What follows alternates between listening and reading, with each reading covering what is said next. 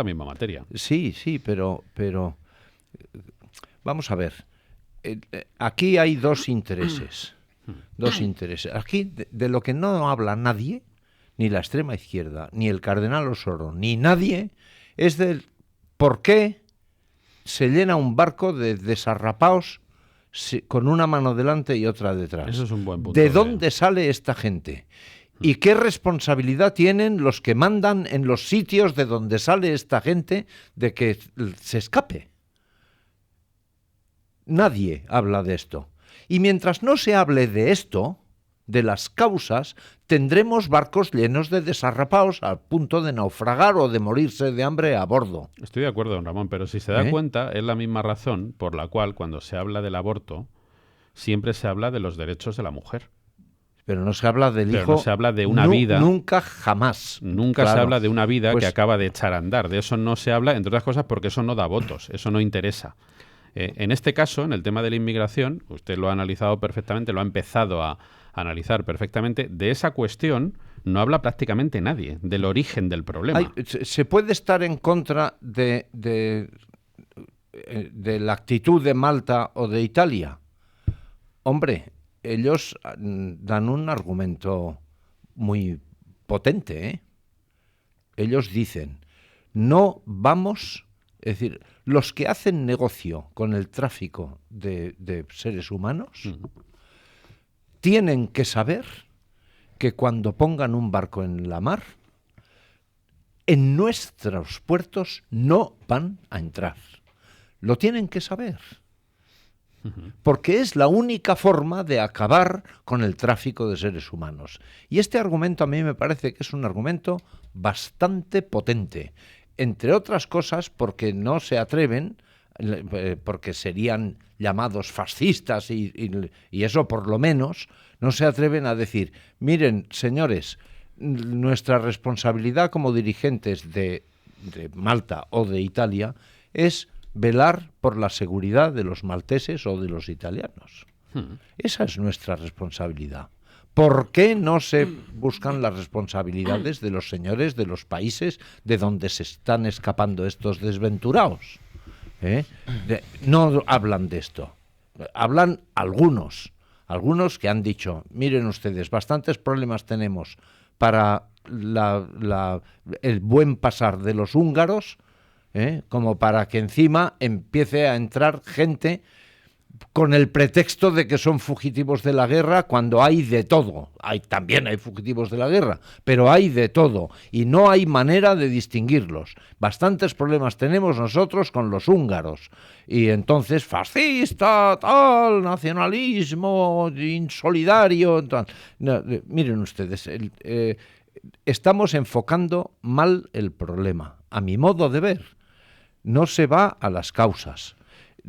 Una de las cosas que se podría hacer con una actitud carmenoide o soroide, con esta actitud, se podría mantener esta actitud si se dijera a continuación, aquí vienen, pero el barco queda confiscado. Los que están mandando en el barco no se van a poder ir porque en el momento en el que estén en cielo español, en cielo nacional, un helicóptero impedirá que los dejen al pairo, al pasaje. Claro. Y que se fuguen los que están llevando el barco. Estos señores van a ser juzgados y van a ser investigados y se va a ver quién ha botado el barco y se va tal y vamos a ser implacables con esto. No lo dice nadie. No. Nadie dice una cosa así. Y además nos quedamos con el barco y el barco servirá para chatarra. Bueno, yo estoy de acuerdo en lo que dice Ramón, Aquí yo creo que hay que analizar dos temas que bueno, son distintos, aunque tienen orígenes comunes. Uno es el hecho en sí de que nos encontramos en estos momentos más de 600 personas, entre comillas, a la deriva, ¿no? en el mar, y que lógicamente pues es un drama social con más de 100 y pico menores que lógicamente hay que darles un acomodo, y que, bueno, pues ante la negativa de Italia, el gobierno español ha decidido que vengan. Bueno, pues a mí, como drama social y demás, y sobre todo en aras a los derechos humanos, yo creo que en ese sentido, lógicamente, hay que actuar. Pero es cierto que una cosa es que puntualmente y coyunturalmente se actúe sobre este tema, y otro es que no se le trate de buscar soluciones. Uno, efectivamente, puede ser lo que dice don Ramón, que es: oye, vamos a tomar medidas sobre este barco en concreto, porque lógicamente si investigas, al final obtienes resultados. Esto no creo que sea una maraña tan difícil de desentrañar ni desmembrar como para que no se pueda investigar y obtener unas conclusiones fidedignas acerca de quiénes son las mafias que organizan este tipo, o al menos esta en concreto. Y luego hay que tomar medidas en los países de origen. A lo mejor lo que sí que es cierto es que se tiene que abrir no solamente el debate, sino el debate con conclusiones y actuaciones por parte de los países europeos principalmente afectados, y está claro que somos toda la cuenca del Mediterráneo, en este caso en concreto mucho más Italia, Malta y demás, Chipre, pero que España también, ya lo vemos, que colateralmente puede verse afectada por este flujo tan masivo de inmigración, tan masivo, y que además, ojo, no tenemos que, hay que distinguir una cosa, son los derechos humanos, y otra es que este flujo masivo de inmigración perjudique tanto a los inmigrantes, o emigrantes en este caso, inmigrantes en el país que recibe, como el propio país de recepción, ¿no? Entonces, sí o sí hay que intervenir sobre los países de origen de esta inmigración, y en este caso concreto yo creo que sí que es un drama humano y social, y hay que darles cobijo ante la negativa por parte de Italia de recibirlo, sobre todo porque hay muchos menores y embarazadas, me parece, también hay 7 u 8 mujeres embarazadas y que lógicamente necesitan ser atendidas, y que bueno, pues a mí me parece en este caso que sí que está bien que hayamos dado un paso adelante, pero evidentemente tomando medidas sí o sí para que no se vuelva a producir. Alfredo y Alberto. Pues bueno, por no repetirme, porque estoy muy de acuerdo con todo lo que se ha dicho, más o menos, pues mi idea es similar. Lo que sí diré es que, hombre, que el gobierno español, aparte de que en cierta medida, pues yo tengo que reconocer que siento cierto orgullo también, efectivamente, como español, de que España ha tenido un gesto de humanidad en un mundo tan deshumanizado, ¿no? En definitiva, pues bueno, en este sentido hasta los obispos, como hemos dicho antes, han aplaudido la medida, o el propio Papa ha dejado bien claro cuál es su posición al respecto. Entonces yo creo que desde el punto de vista de la caridad, desde el punto de vista de todos estos puntos de vista, se mire como se mire, creo que es una medida para sentirse orgulloso. Otra cosa es que sea una medida suficiente, o sea, si es inteligente o no es inteligente, o si es excesiva o no es excesiva, o si tiene otro tipo de motivaciones. De hecho, a Sánchez la jugada le sale redonda, porque ha hecho el ofrecimiento, internacionalmente va a quedar de maravilla, y parece que técnicamente es imposible que lleguen a España, con lo cual muy probablemente se van a quedar en Italia. Muy probablemente se van a quedar en Italia. Parece que no, ¿eh? Lo último que nos está llegando en estos momentos es que finalmente parece que se dirigen a Valencia en 3 barcos distintos. Pero es que van a acudir otros barcos. Efectivamente, van a intentar ayudar, han llevado ya víveres, han intentado hacer el traslado de las personas que estarían en peores situaciones, y se van a unir otros dos barcos para intentar llegar pues con la mayor cantidad de migrantes posible. Pues si es así, vamos, como digo, la esencia de la idea no me parece mala, con lo cual me parece bien, pero sí que es verdad que, hombre, yo creo que quizá la parte que a mí me gusta menos es la intencionalidad un poco del rédito político de la acción, ¿no? Es decir, no se ha valorado quizá las consecuencias que tiene el hacerlo con tanta ostentación y publicidad sobre el efecto de llamada que puede generar, con el problema que eso nos requiere. Ya no me refiero solo a la parte humanitaria respecto a España, sino la cantidad de vidas que se ponen en peligro por incentivar una manera de entrar en Europa que en sí mismo es muy peligrosa, porque no olvidemos que miles de personas mueren siempre tratando el mar Mediterráneo, tratando de llegar a Europa, ¿no? Entonces, incentivar eso pues puede ser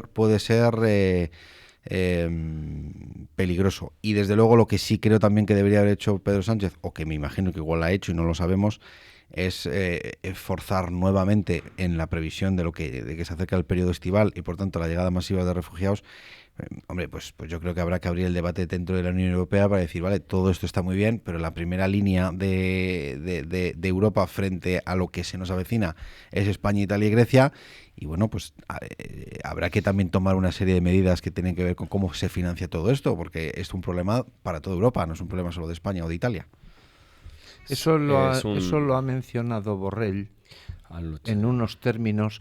Borrell ha sido presidente del Parlamento Europeo, es decir, que de los intríngulis políticos de la Unión sabe, tiene experiencia. Y en los términos en los que ha hablado son unos términos comprensibles para los eurócratas. Luego vamos con Borrell, pero antes, Alberto. Sí, no, que habláis de efecto llamada, pero al final es un efecto huida. O sea, por mucho la gente huye, porque cuando te va la vida en ello, fíjate cómo estarán las cosas, que prefieren meterse en barcos que se hunden, ¿no? Y que te puedes morir en el mar ahogado, como efectivamente está el Mediterráneo ahora mismo, que es el cementerio más grande de indignidad de la Unión Europea. Y decía Ramón de esos barcos, cogerlos, investigarlos. Los barcos ya se han hundido, iban en lanchas de plástico que en las costas de Libia que desaparecieron. De hecho, los rescataron del mar. O sea, sacaron a las mujeres embarazadas, a los niños del agua. Precisamente lo hizo esta ONG, francesa, por cierto, porque los barcos de los países europeos no rescataban a esas personas. Es decir, personas ahogándose en el agua, y los barcos, las armadas italianas, griegas, españolas, no los están rescatando. Los están rescatando precisamente estos barcos de ONGs, como pasaba hace poco con ese barco español que estuvieron detenidos. Y ya los capitanes. Sí, pero fíjate cómo al final los países ya dependen. ¿Ya se habían escapado los responsables? Pues igual uno de esos 629 es responsable, pero habrá que buscarlo, efectivamente. Pero el barco no queda. Y mientras tanto, pues tienes todas esas personas que están en ese barco a la deriva, no rescatadas por ningún país, sino rescatadas por una ONG. Recalco lo de francesa porque ayer todas las portadas de los diarios franceses ponían en valor el gran gesto de los españoles. Digo, porque tanto hablamos de la marca España, pues fíjate, un pequeño gesto ha supuesto que internacionalmente nuestro país se ponga en primera plana de éxito, de dignidad y de rescate. En concreto se llama SOS Mediterráneo. Sí. Esa es la ONG francesa. Entonces es algo que es algo que no han hecho los países, que tendrían que hacerlo. Efectivamente, tienes que asumirlo, y fíjate, ahí lo que más me provoca asco directamente es la respuesta del ministro italiano, porque efectivamente si tú dices, bueno, yo no los puedo acoger, incluso con esas razones que tú has dado, Ramón, pues no puede ser, porque estamos llenos, porque no tenemos fondos, pues todavía uno puede llegar a entender dentro de la irracionalidad del discurso que es por algo, pero no fue así. Él, cuando se enteró de que el gobierno de España ofrecía el puerto de Italia, puso Victoria, se lo hemos colado a otros. Eso no es una explicación de que estamos llenos, que bastante problema tenemos. No, y Europa ayúdanos. No. Somos los racistas que somos y hemos decidido colarle esto a otra persona, y hemos tenido una victoria, que es que esto que nos tocaba por obligación, porque por obligación, eso que hablamos de la responsabilidad europea, bueno, pues quien tiene el barco cerca tiene la obligación humanitaria de ayudarlo, no lo hicieron. Por lo tanto, una dejación de funciones que el gobierno de España ha asumido con una dignidad y una oportunidad obvia, pero claro, tampoco quiere decir que le vamos a achacar a Pedro Sánchez, que se lo han puesto muy fácil y lo ha aprovechado, y afortunadamente, pues mira, pues bienvenido sea que empecemos a ser vistos en Europa y en el mundo como un país que ayuda y que salva la vida de 630 personas, que no por la Gürtel, que quiero decir, pues creo que nos cuesta más dinero la corrupción que ayudar a 629 personas, por cierto, que todas las comunidades ya se han ofrecido, pero no hay que repartirlo. O sea, que... Alberto, que no tienes que salir en defensa de la decisión del gobierno, porque ni siquiera estos señores... Yo he hablado ni siquiera un señor que acaba de ser desalojado, cuyo partido acaba de ser desalojado del poder que no por una coalición de perdedores, se mete con ese gobierno, o sea, por este asunto. Sí, pero cuando estuvieron no lo hacían, ¿eh? Cuando estaban en el gobierno no hacían estas cosas. No, hombre, no, pero tampoco. Es que esto es obvio. No es tan obvio, porque estamos diciendo que hay que buscar esto no puede ser sostenido en el tiempo, porque claro que no puede ser sostenido en el tiempo, pero tampoco podemos permitir. Este caso es especialmente sensible y dramático. No ha habido, que yo sepa, esto de 600 personas en ante la negativa del gobierno de Italia a recibirla. No, es que no ha habido... Esto es algo habitual. No, negativas del gobierno italiano o maltés Hace a muy poco, recibirlo, no. Capitanes españoles de un barco estuvieron detenidos. Sí, pero eso no fue, pero eso no Precisamente, tiene, pero eso se no les tiene nada que ver acusó con el de- gobierno español. Eso tiene que ver con el gobierno griego. Bueno, pero Claro, pero dices es que el gobierno eso español no mismo. actuaba en esto, ¿no? Es lo que el gobierno mismo. español no ha tenido la oportunidad. Es un barco de ONG Sí, pero que no ha que tenido. rescata a personas porque no la rescatan los países que tienen que rescatarla. Pero que en este caso no era el gobierno español el que tenía que dar el paso adelante. Si Mariano Rajoy decía dejación de sus funciones respecto a los españoles, pues ¿cómo va a hacer Ya. respecto? ¿no? Sí, no, estaba muy ocupado, efectivamente, es verdad. Yo hoy recomiendo el análisis que hace Carlos Esteban en Gaceta.es. Ha titulado su artículo Consecuencias para España del cierre de las costas de Italia a inmigrantes. Y desde luego es un análisis sereno, profundo y riguroso de una cuestión que es bastante compleja y que yo creo sinceramente que habría que huir de explicaciones oportunistas o sentimentaloides. Es decir, que hay que atender a gente que está en peligro de muerte es evidente. Hasta ahí yo creo que llegamos todos o casi todos, salvo que uno no pertenezca a la especie humana o tenga algún trastorno. Pero más allá de eso, que insisto, es lo normal y lo que indica el sentido común, lo que hay que buscar son las causas que están detrás de estos fenómenos. Y cuando además hay constancia de que estamos hablando de la acción de mafias perfectamente organizadas, perfectamente financiadas, con nombres propios que todos conocemos. Uno de ellos lo apuntaba antes don Ramón Pi, que es el del personaje este siniestro Soros, uno de los padres del mundialismo y de algunas de las barbaridades que están ocurriendo en Europa y en el mundo occidental.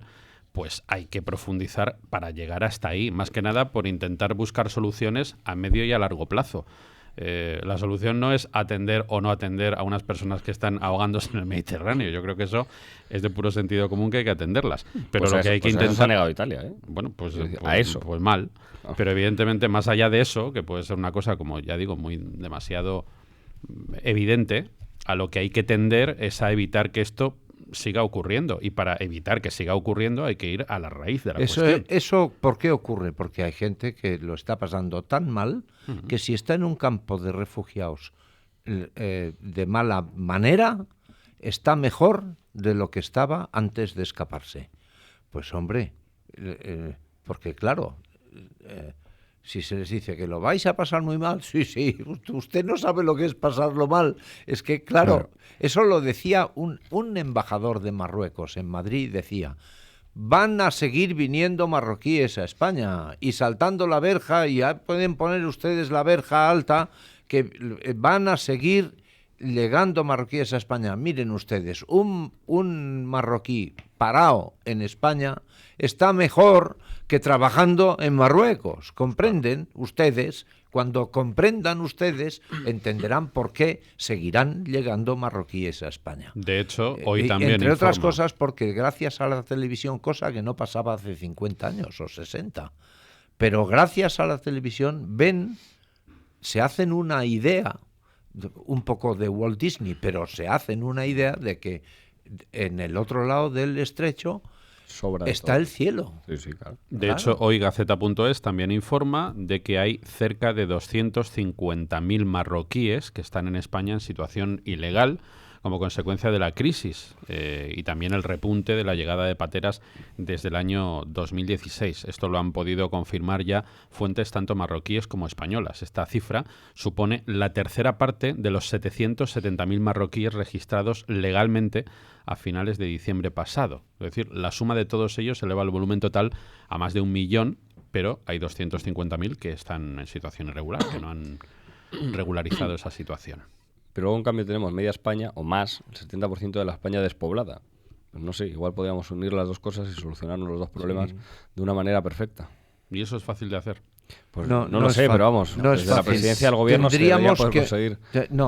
Habría que obligar a determinados núcleos de población Exacto. a vivir en un sitio, Exacto. a estar confinados en un Exacto. sitio. Y Porque eso la es gente, imposible. en cuanto eso no, No es imposible. eso va contra el derecho elemental, el elemental derecho humano de que, salvo que la autoridad te condene por algo que has hecho mal, la gente tiene que tener libertad de movimiento. La derecha estáis muy obstinadas en obligar a la gente a hacer cosas. Que es todo lo no, contrario. no, Es todo lo contrario. Eres tú el que lleva Es al todo medio lo rural. contrario. Es todo lo contrario. Es todo lo El contrario. principio de Soria. Estado gente- director. Se les ofrece la oportunidad. Es La decir, gente usted, en el mundo, mire, la gente en el va a tener mundo usted la se oportunidad. amontona en las costas Pues y al lado de y en las riberas Sí, de los sí. ríos. Pero es una Pues, cuestión, claro. fíjese, menos mal que un socialista se lo va a poder explicar, que es una cuestión de oferta-demanda y de oportunidad de mercado. Muy Entonces, bien, muy eso bien. lo va a regular muy bien, ya ustedes lo descubrirán dentro de un tiempo.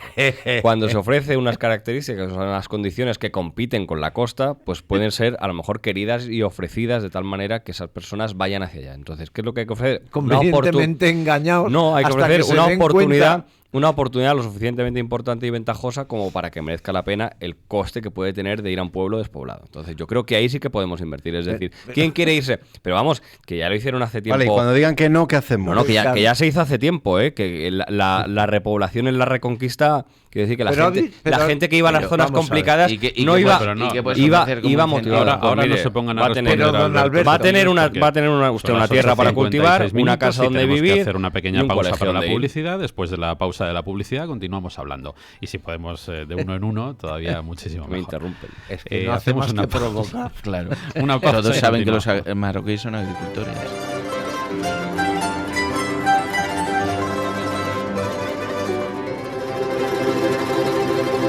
Son las 9 de la mañana y 1 minuto. Estamos en la tertulia con el maestro Ramón Pi, Borja Gutiérrez, Alberto Sotillos y Alfredo Fernández. Estamos analizando la que es sin duda una de las noticias del día. Parece que ya sí se confirma que viene hacia España ese buque Aquarius, acompañado por otros 2 barcos. En total van a venir 500 de esos 600 y pico inmigrantes, 120 y tantos se van a quedar en Italia y 500 vienen definitivamente a Valencia o a Mallorca. Finalmente parece que Valencia va a ser el destino de esos barcos. Hay una parte del artículo que antes les decía de Carlos Esteban hoy en Gaceta.es que yo creo que sitúa bastante bien uno de los motivos de la polémica que tiene toda esta cuestión. Él dice textualmente, leo, no es tan difícil de entender, en realidad es sencillísimo, hasta un niño pequeño lo comprendería sin problemas. Si les rechazan en Italia y les acogen en España, vendrán a España. Y siempre habrá razones humanitarias para hacerlo. Cada vez más porque los incentivos funcionan y en África no están incomunicados. Cerrada la puerta italiana, queda la española con un presidente además propicio. Claro, una de las cuestiones que tiene actuar sin medir las consecuencias y sin mirar con lupa las causas y el origen, es decir, moverse en definitiva, como yo les decía al principio, pues a golpe de efecto de opinión pública y no con la responsabilidad que debe presidir cualquier acción de un gobernante, pues ya digo que puede tener consecuencias negativas para todos. Y yo creo que esto es lo que está ocurriendo con esta cuestión. Vestir de sentimentalismo y llevar al plano de las emociones una cuestión que es básicamente un tema serio que necesita de un análisis sosegado y de unos medios económicos para poder precisamente hacer frente a esa situación, yo eso lo califico de irresponsable.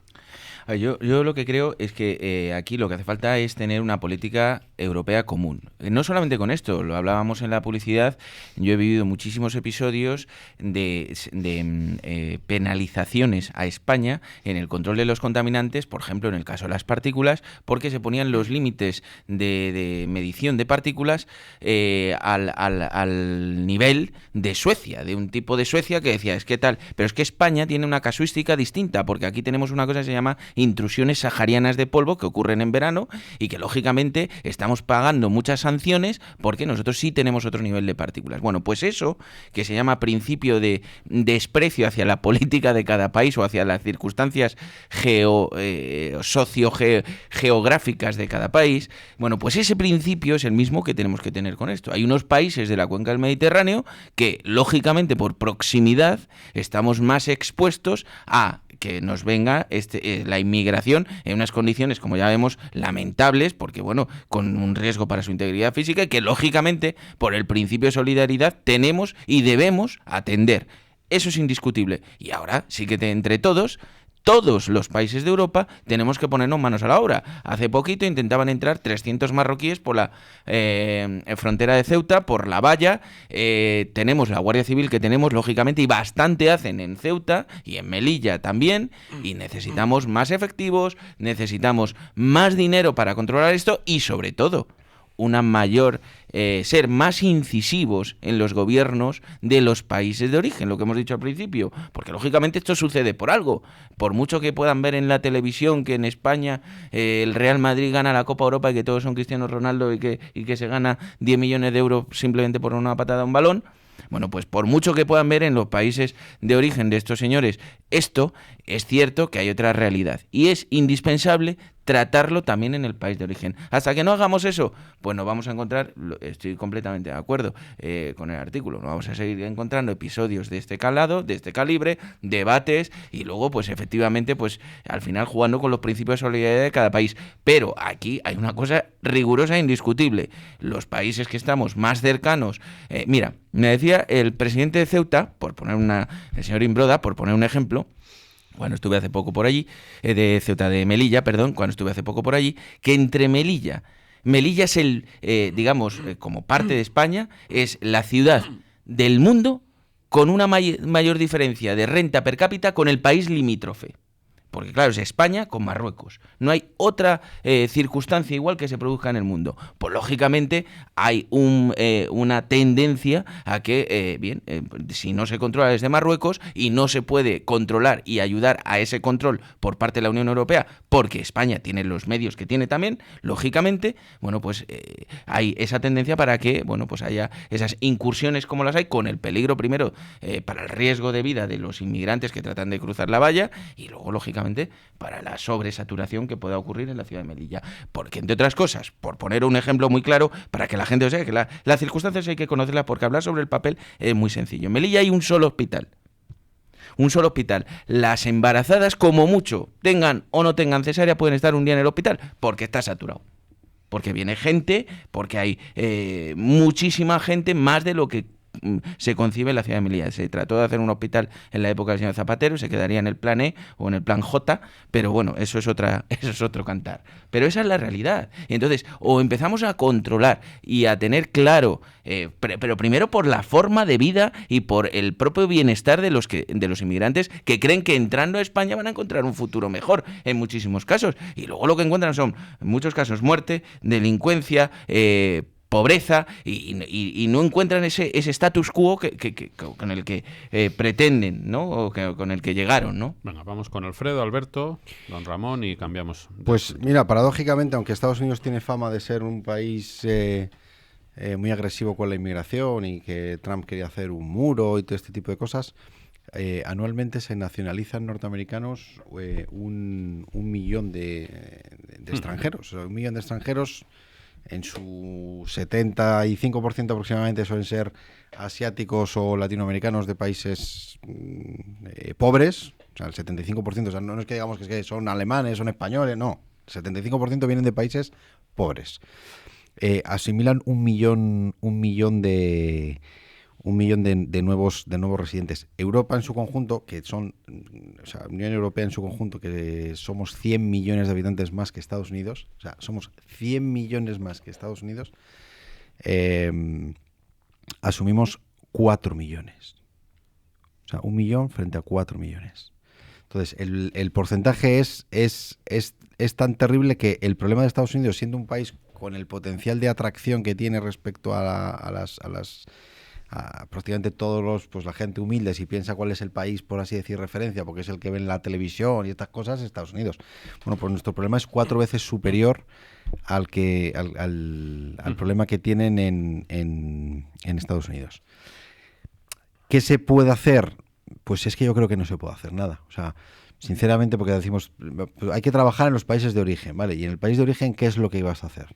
O sea, ¿qué vas a hacer a una persona que tiene 2 hijos y no tiene absolutamente nada que darles de comer? O bueno, si tiene algo... Actuar sobre los gobiernos de esos lugares. Claro, sí, pero ¿qué vas a? Pero hay alguna razón curiosa por la que esto no funciona. Estaba viendo yo ayer a propósito de esto, dándole vueltas al caletre, y estaba viendo lo que está pasando con el muro que se está haciendo en la frontera entre Estados Unidos y México. No hay ninguna mención, cero mención a la responsabilidad del gobierno mexicano para que los mexicanos vivan mejor de lo que viven en México. Cero menciones. Y sobre Marruecos, y en sobre cambio los que hay vienen a España. bastantes menciones y asimilaciones al muro de Berlín. Pero claro, yo pensaba, ¿cómo es posible que pretenda alguien que una persona normal, que tampoco es un genio como yo, pero normal, con una inteligencia media, me trague un intento de comparación entre el muro de Berlín y el muro de la frontera entre Estados Unidos y México? Si se han hecho por razones diametralmente opuestas.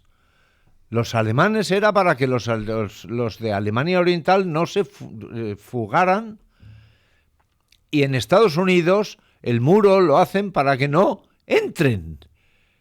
Y era para que no salieran. Es decir, no se pueden comparar. De ninguna de las maneras se pueden comparar. Pues hay gente que en otras materias pues parece que discurre bien y los asimila. Un muro y otro muro solo porque se parecen, porque son muros fronterizos. Hombre, por el amor de Dios, pero ¿cómo es posible esto? Pues es posible gracias a que la especie humana en este tiempo que nos ha tocado vivir y disfrutar, por lo que se mueve es por impactos emocionales y por imágenes. Y punto. Don Alberto. Hay una cuestión de desigualdad. Yo no creo que sea una respuesta sentimentaloide, lo de Pedro Sánchez. Bueno, puede ser incluso de oportunidad política, pero al final lo que está haciendo es cumplir la ley. No, pero O sea, está usando los sentimientos. Sí, bueno, sí, pero, está muy bien. Pero es una obligación. Es decir, los Estados miembros tienen la obligación de acoger. Es decir, que es irremediable. Es la dejación de funciones que ha hecho Italia y Malta, pues la que ha hecho Pedro Sánchez a favor. Ya. O sea, no es que, le podemos decir mil cosas, pero luego al final la ley te ampara y te obliga a que lo hagas. Y habrá sanciones como, bueno, esas sanciones que pone la Unión Europea, que son muy parecidas a las que ponen el gobierno de España. 3 días sin comer. Sí, que son parecidas a las que ponen por algunos caos de las peajes de autopistas del gobierno de España hasta hace no muy igualito. poco. Sí, Igualito el exactamente. caos. Entonces, hay una clave que decís de los países de origen, pero es que hay una desigualdad que es insalvable. O sea, México está mucho mejor que el 99% de los países de origen de este barco. Sin duda, ninguna. Pero claro, por comparación con los Estados Unidos, es decir, ¿quién no querría pasar el muro? Por cierto, que da igual poner un muro o 7, al final la gente va a conseguir llegar, o sea que es un gasto innecesario que está ahí. Pero claro, cuando se produce una desigualdad tan grande y tan cerca, no hay una posibilidad total de evitar que ocurra. Lo que tienes que hacer es un desarrollo progresivo y mientras tanto ir cubriéndolo, pero es que en el frente que tenemos aquí en Europa es pobreza, refugiados de guerra y una inmigración, la normal, quiero decir, la del proceso. O sea, que sumamos 3 tipos de inmigración. Bueno, pues tenemos que resolver de una manera muy normal porque en la medida de lo posible, quiero decir, va a ocurrir sí o sí. Van a entrar por Italia, van a entrar por Grecia o van a entrar por donde sea, porque yo entraría. Yo, si fuera cualquiera de esos países subsaharianos y viera que mi situación es tan nefasta como para que me mereciera la pena ir en una lancha neumática de mierda a cruzar el Mediterráneo, vamos, tendría clarísimo que me da igual que Italia cierre las puertas, que me da igual que Grecia cierre, acabaría entrando. Entonces, como es obvio que va a ocurrir, porque la diferencia, la desigualdad con África se va a mantener siempre, desgraciadamente, pues más vale que asumamos que eso va a ocurrir y que por lo tanto tenemos que tener planes de recepción de gente y de generación de riqueza poco a poco en los países de origen, pero asumiéndolo, es decir, que hay que invertir una parte de nuestro beneficio en eso, que nos toca, que no es que nos roba, como esto de que nos roba los trabajos. Pues mira, si un señor que viene, que no habla tu idioma, que acaba de cruzar el Mediterráneo en barco, que no tiene para comer, que no sabe nada, te roba el trabajo, joder, igual es que vales poco tú. Entonces hay que tener la capacidad mental de asumir que va a ocurrir. Entonces preparemos presupuestos para eso. Ya está, sin ningún estrés, porque es que va a ser así hoy, mañana y siempre. ¿Ya está? Dice hoy en el periódico El Mundo... Yo estoy bastante de acuerdo con esto. El compañero Pablo Suances dice un par de cosas con las que también seguramente podemos coincidir. La cuestión migratoria e identitaria, dice, es el gran debate en Europa y lo va a ser el próximo lustro. Es el que ha tumbado y aupado gobiernos y parlamentos en Alemania, Francia, Holanda, Polonia, República Checa, Hungría, Eslovaquia, Austria, Eslovenia, Suecia o Dinamarca. Es la cuestión que marca la agenda y que ha desplazado el eje del centro político varios puntos a la derecha. No es baladí, no se puede arreglar con gestos, por bien intencionados que sean, ni sin un plan muy detallado, como ha podido aprender, por ejemplo, Angela Merkel, dice él. Europa estaba y está atascada, en el caso del Aquarius, pero sobre todo en la cuestión fronteriza de solidaridad y en la reforma del reglamento y el sistema de Dublín, que sirve para determinar qué Estado miembro, entre otras cosas, es responsable del examen y la aceptación de solicitud de protección internacional. Los jefes de Estado y de Gobierno debían tomar una decisión importante el próximo día 28, pero el debate está muerto, según ha confesado Theo Franken, que es el secretario de Estado belga de Interior. Es decir, que soluciones concretas a problemas que son bastante claros parece que no hay. Por eso decía yo, puedes tener razón, Alberto, en que se está cumpliendo la ley al acoger a personas que se están muriendo en el Mediterráneo, efectivamente. Pero insisto, que creo que con eso me parece que no es suficiente y que eso consigue más que nada un efecto propagandístico, un efecto de imagen pública, pero no soluciona el problema. No, la propaganda que vivimos pero mejor, es igual, punto. pero es igual. Vamos a ver. Yo entiendo esto que usted dice, lo entiendo perfectamente bien y además me parece que está muy puesto en razón. Pero no debería servir para descalificar el gesto, porque el gesto, lo malo es que el gesto lo hagan quienes disponen de medios y quienes tienen la obligación de plantearse el resolver las causas que han motivado este gesto. Lo digo porque en la atención a los más pobres de entre los pobres destacó la Madre Teresa de Calcuta. Y había gente y movimientos que pretendían descalificarla diciendo que el problema era que cuidaba moribundos y enfermos y leprosos, pero que con esto no iba a arreglar la pobreza de la India ni tal, y que al no meterse, que solo con gestos no se resolvía el problema. Pues es verdad, lo que pasa es que decía la Madre Teresa, que no tenía ninguna obligación de ir a las causas y de remediar nada, sino que simplemente gastaba su vida en la atención a los que nadie quería atender, pues replicaba a esto, a la descalificación por gestos, por hacer un gesto, diciendo, si cada vecino de una gran ciudad barriese la entrada de su casa, la ciudad estaría más limpia. De manera que déjenme barrer por lo menos la puerta de mi casa. Es decir, que yo estoy muy de acuerdo con usted, pero que eso no sirva para descalificar del gesto.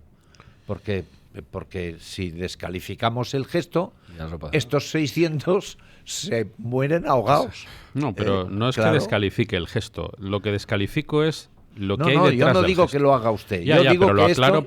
para que quede. Yo Claro. estoy de acuerdo con la reflexión, pero una cosa es el gesto en puridad, digamos, y otra cosa es la intención que hay detrás del gesto. Eso, yo no me meto. Ya, pero es que, yo quiero no decir, me estamos meto. hablando de gente a la que es muy fácil conocer, porque tienen un pasado y sobre todo porque es fácil adivinar hacia dónde va todo esto. Todo esto lo que pretende es un efecto que tiene unas consecuencias políticas. Esto es evidente y no verlo así me parece que es un ejercicio de ingenuidad. Vamos a ver, ¿qué autoridad moral tiene Claro. un señor que lo que dice es que hay que cuidar a estas personas porque son de la estirpe humana, cuando está proponiendo y implementando una ley de aborto. Pues no tiene ninguna autoridad moral. Y sobre Porque, todo, me puede hablar de muchas cosas, menos de esta, de que eso lo hace porque pertenecen a la especie humana. Hombre, y sobre mire, todo, ¿por qué no? Bromas no, hombre. ¿Por qué nunca hablan de lo que va a pasar con esas personas después de ser atendidas en un primer momento? ¿Por qué de eso no habla nadie? Bueno, si O está sea, en un primer hablando de momento... acogida, Sí, ya. si las comunidades autónomas la acogen, si es que además... ¿Y después qué? Hay que tener en cuenta que, O sea, que ya teníamos, o sea, que las comunidades autónomas ya habían preparado estos espacios porque por esas cifras que nos dieron de acogida de refugiados anteriormente que nunca se cumplieron porque nunca llegaban a España, no se sabe muy bien por qué, pero fíjate, no llegaban, entonces los ayuntamientos ya habían preparado esos espacios, por lo tanto ya los tienen, son espacios de acogida y de integración. Entonces vendrán, se les atenderá y probablemente tendrán una vida. Porque no es verdad, porque precisamente lo que hubo con el tema de los refugiados fue de demasiada demagogia. ¿Por qué no llegaban nunca? Bueno, pero la Federación Española de Municipios, en disonancia completa con el gobierno de la nación en su momento, el gobierno del Partido Popular, lanzó una serie de medidas para aquellos ayuntamientos que se quisieran acoger. No se acogió ni el 5% de los ayuntamientos de España. ¿Por qué? Pues porque te decían, tiene que destinar ustedes viviendas, tiene que destinar... Entonces, al final no hay esos medios en los 8.000, lo pueden tener dos ciudades o tres ciudades, sí. pero no se hizo de manera unísona. ¿Por qué? Porque el Partido Socialista, que lidera la Federación Española, quiso pues poner una pica en Flandes y entonces no se hizo de manera coordinada. O sea, el hecho de que los ayuntamientos estén preparados para la recepción de refugiados es mentira, literalmente. Lo estará, que lo dudo mucho, salvo la sábana que tiene puesta en el ayuntamiento, por ahora no, porque lo están rehabilitando. El Ayuntamiento de Madrid.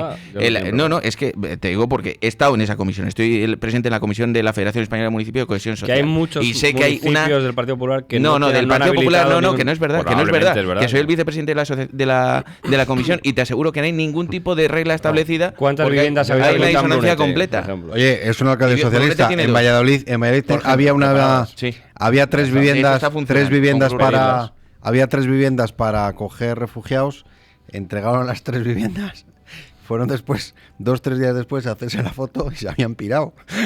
Claro. Eso es un hecho real. ¿Sabes lo que ha pasado, por ejemplo, se habían ido con el tema Alfredo? Alfredo? Uno tenía un primo no sé dónde, otro no sé qué, y se habían ido yo hablo con conocimiento de causa. Brunete destinaba dos viviendas para esto, puesto que había ese mare magnum, ese galimatías entre las coordinaciones de administraciones que todavía no se sabe ni tal siquiera cómo se iba a proponer, y por supuesto no ha habido refugiados como tal. Lo que hicimos con esas 2 viviendas es destinarlas a Cruz Roja, que son los que están estableciendo realmente una política de refugiados en España. Y traen refugiados, además, principalmente políticos de los regímenes, pues eso, totalitarios como Venezuela. Tengo que hacer una pequeña pausa, 9:22, y continuamos enseguida en la tertulia. Hoy con Ramón Pi, con Borja Gutiérrez, Alberto Sotillos y Alfredo Fernández.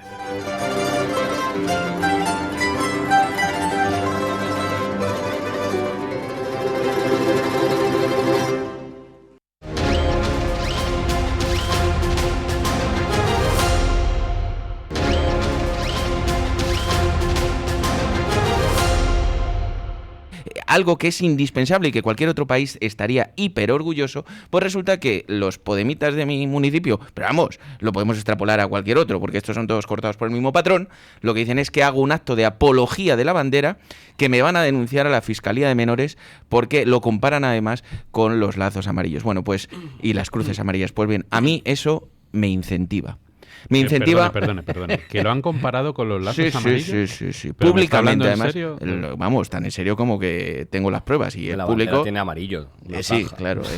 El Walda, ¿no? Que le llaman. Bueno, pues la realidad es que eso, lejos de amedrentarme, lejos de utilizar ese sectarismo y totalitarismo ideológico y esa suficiencia verbal amparada normalmente en insultos, porque a mí me han llamado despreciable por utilizar a los niños, bueno, en fin, una serie de calificativos que bueno, pues a mí la verdad es que me importan bastante poco. Es más, es todo lo contrario, y se lo digo para que sigan, porque a mí eso pues me motiva a continuar, porque eso quiere decir que lo estamos haciendo bien. Quiere decir que si a estos señores les molesta, como les molesta su patria, su bandera, reniegan de ella, es el momento en el que los que sí estamos orgullosos y que somos muchos, tenemos que hablar por esa población que no puede hablar y que nosotros como políticos somos sus altavoces. Así que, señores podemitas, señores trigomitas, o como se quieran llamar con todas sus fórmulas de tal, bienvenidos a España. Esto es lo que van a esperar o lo que van a ver si vienen a Brunete. Honrar a nuestra bandera, honrar a nuestra patria y honrar a nuestro país. Oiga, le veo tan firme en sus convicciones que igual es usted la solución para el partido a nivel nacional en el Congreso. Está hilando usted de manera Estoy hilando, pero tendenciosa, lo sabe bien. No, yo creo que cualquier oyente que esté escuchando la tertulia estará diciendo, oiga, pues este señor del Partido Popular, el caso es que a mí me gustaría incluso para empresas mayores. El día 20 y 21 de julio está convocado ese congreso. Ha pedido Mariano Rajoy una renovación y puesta a punto y un debate de altura. No sé exactamente cuando dice Mariano Rajoy un debate de altura. Que lo lidera Albiol. A lo que se refiere, No, o él mismo, que está por encima del o a 1,90. Pedro Sánchez, o a sí mismo. Claro, porque él está en el 1,90, recordemos. Vamos a escuchar, si te parece, Joaquín Fernández, al expresidente del gobierno ya, con esas palabras que pronunciaba en el día de ayer. Estamos arrancando un proceso de renovación y de puesta a punto de nuestro partido. No se trata solo de escoger un nuevo presidente, que es el cometido formal que tenemos por delante, se trata también de plasmar, a través de esa elección, nuestro renovado compromiso de servicio hacia los españoles. Vamos a elegir a la persona que nos va a representar a todos, la persona que estará en la vanguardia de la defensa de nuestras ideas. Bueno, tampoco se va a parecer a Aznar en el tema de la designación de sucesores. Aznar lo puso a él a dedo, él no va a hacer lo mismo. No tengo ni sucesores ni delfines. No podría hacer distingos entre unos y otros porque todos y cada uno de vosotros habéis trabajado mano a mano conmigo estos años. En todos he encontrado una lealtad inquebrantable más allá de lo que legítimamente podría esperar. A nadie podría distinguir con una preferencia porque sería cometer una enorme injusticia con todos los demás y no estoy dispuesto a hacerlo. Bueno, parece que lo que quiere el Partido Popular, la dirección del partido, es que a este Congreso de julio llegue tan solo un candidato, de modo que la votación definitiva sirva para visualizar unidad en torno a un nuevo líder y no de división entre opciones antagónicas para evitar guerras internas. Eso es muy propio de esta mentalidad, Sí.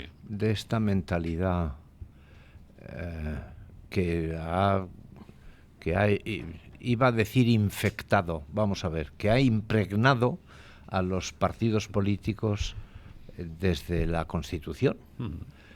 Que es, hay que dar la impresión de que estamos todos alrededor del líder.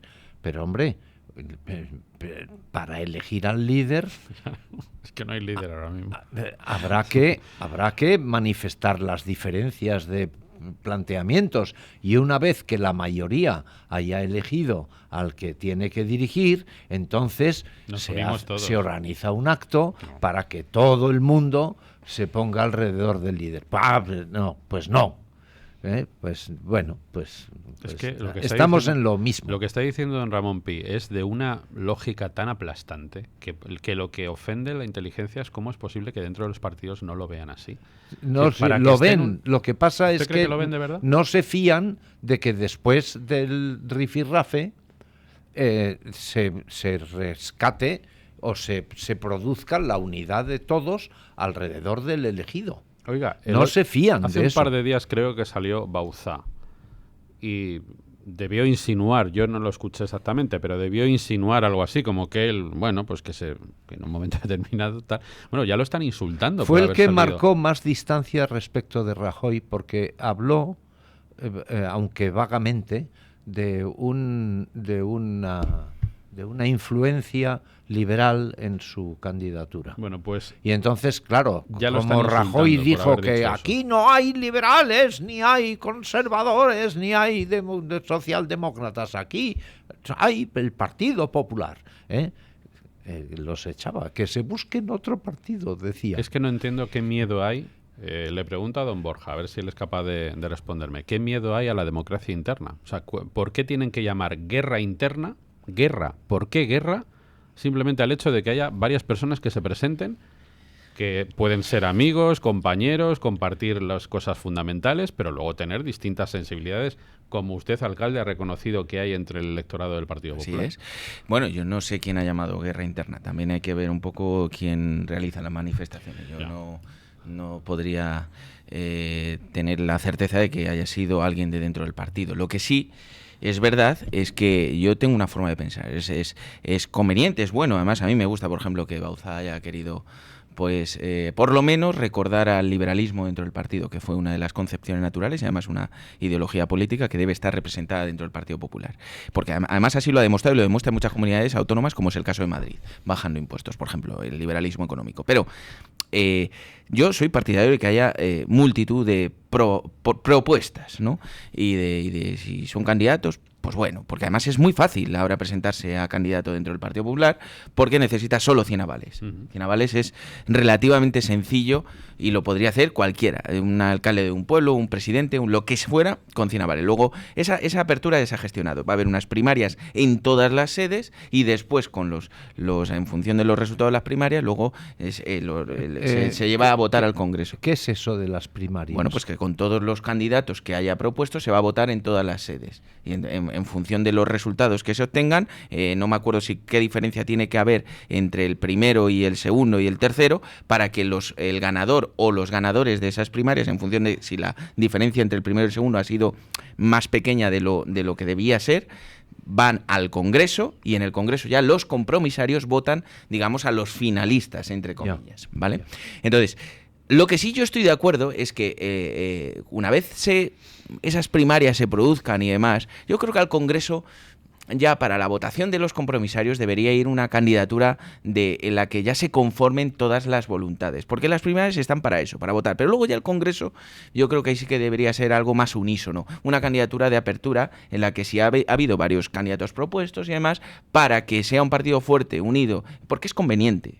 Los partidos políticos somos organizaciones un tanto especiales que no se basan solamente en la meritocracia o en la apuesta por el líder, sino también en la cohesión y en el principio fundamental de la confianza, ¿no? Y yo creo que en ese sentido, primero, veo muy bien que haya propuestas. De momento no ha habido ninguna, solo ha habido Bauzá, que ha mencionado que el liberalismo debe estar presente en este Congreso. Y yo lo que sí que me gustaría, y sé que no va a ser así porque es un Congreso extraordinario y los estatutos nos dictan lo contrario, es que hubiera un pequeño debate de ideas. Es cierto que no va a ser así porque los congresos extraordinarios no tiene por qué haber ese debate de ideas, ¿no? Pero creo que sería bueno, incluso enriquecedor, que al menos, bueno, pues se destinara una parte de ese... No puede haberlo. Se destina... No, técnicamente el Congreso extraordinario... ¿Usted se imagina a alguien que diga que la democracia cristiana tendría que estar presente? Cuando el Partido Popular Europeo ha abandonado a la democracia cristiana y el Partido Popular Español también ha abandonado la democracia cristiana y el propio Partido Popular se apartó de cualquier planteamiento que recuerde vagamente a la democracia cristiana, retirando su proyecto de modificación de la ley del aborto, que es no por un facha, sino por un papa con una cabeza prodigiosamente bien dotada. Es uno de los puntos que un católico debe considerar no negociables. Absolutamente. Pues es imposible que salga nadie en el Partido Popular con esperanza de ganar diciendo que la democracia cristiana tendría que estar presente en el Partido Popular. No creo que sea, es imposible. Y termino, no creo que sea con el propósito de ganar. Yo creo que, por ejemplo, Bauzá tampoco tiene, ni siquiera creo que tenga el propósito de presentarse. Lo que sí es cierto es que ese debate o esas corrientes, esa línea, debe estar presente en el Partido Popular. Y yo sí estoy de acuerdo. Y creo que también debería estar de acuerdo, o sea, debería estar presente la democracia cristiana. A ver si ahora, por favor, no me interrumpís, que es que hoy no me dejáis casi hablar. Respecto al tema principal... Es culpa mía, ¿eh? No. De Rafael nunca es culpa. Yo en este caso creo, y no quiero... Sé que es muy típico esto del debate de ideas, sé que es muy típico el Congreso del Partido Popular esencialmente tiene que cumplir dos requisitos, que es cambiar las caras y cambiar el modelo de partido. O sea, Yo entiendo que por supuesto que tendrá que afrontar un debate ideológico, por supuesto que habrá que analizar, pero hoy el Partido Popular ha perdido votos no por su ideología. El Partido Popular ha perdido votos por la corrupción, por la forma de que se gestiona el partido, por la soberbia, por la prepotencia, por la manera... Por tanto, el debate sí es de caras, o sea, se demanda socialmente que el Partido Popular cambie de caras y se reclama que se cambie el sistema del partido. Por tanto, esa es la primera cosa que quiero decir.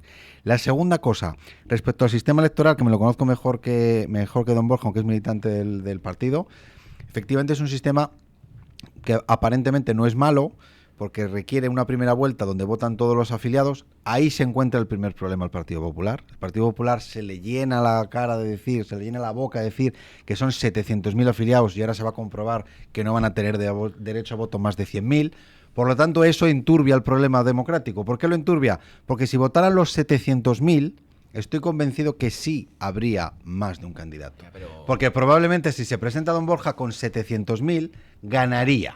El problema es que votan 100.000, entonces lo que votan son al final las supraestructuras del Partido Popular. Votan los que están al corriente de pago y siguen unas normas. Permíteme hablar, por favor, permíteme hablar. Pues entonces no digas que soy 700.000. Pero yo no he dicho que seamos 700.000. Es que soy 700.000 menos el día de las votaciones. Bueno. ¿Sabes? Siempre es el mismo discurso. Yo he dicho los que votan, que son como pues todo. Votan 100.000. Uno va a comprar cuando tiene dinero, Ahora, si no compra. Permíteme seguir. Entonces, el siguiente problema que tiene el Partido Popular es que aunque tiene gente extraordinaria, porque en el Partido Popular hay un montón de gente extraordinaria, tiene un montón de votantes extraordinarios, tiene un montón de políticos extraordinarios, no se van a poder presentar y al final todo apunta a que todo lo que va a suceder es si Núñez Feijóo, si el otro, bueno, va a ser Núñez Feijóo, pero quiere decir que, bueno, que un poco, que si Cospedal, que si Soraya, hasta Soraya por patriotismo, dicen que igual se presenta para perder, sabiendo que va a perder, pero para luego unirse en el Congreso y ser la secretaria general porque hacen falta mujeres. O sea, al final, el problema es que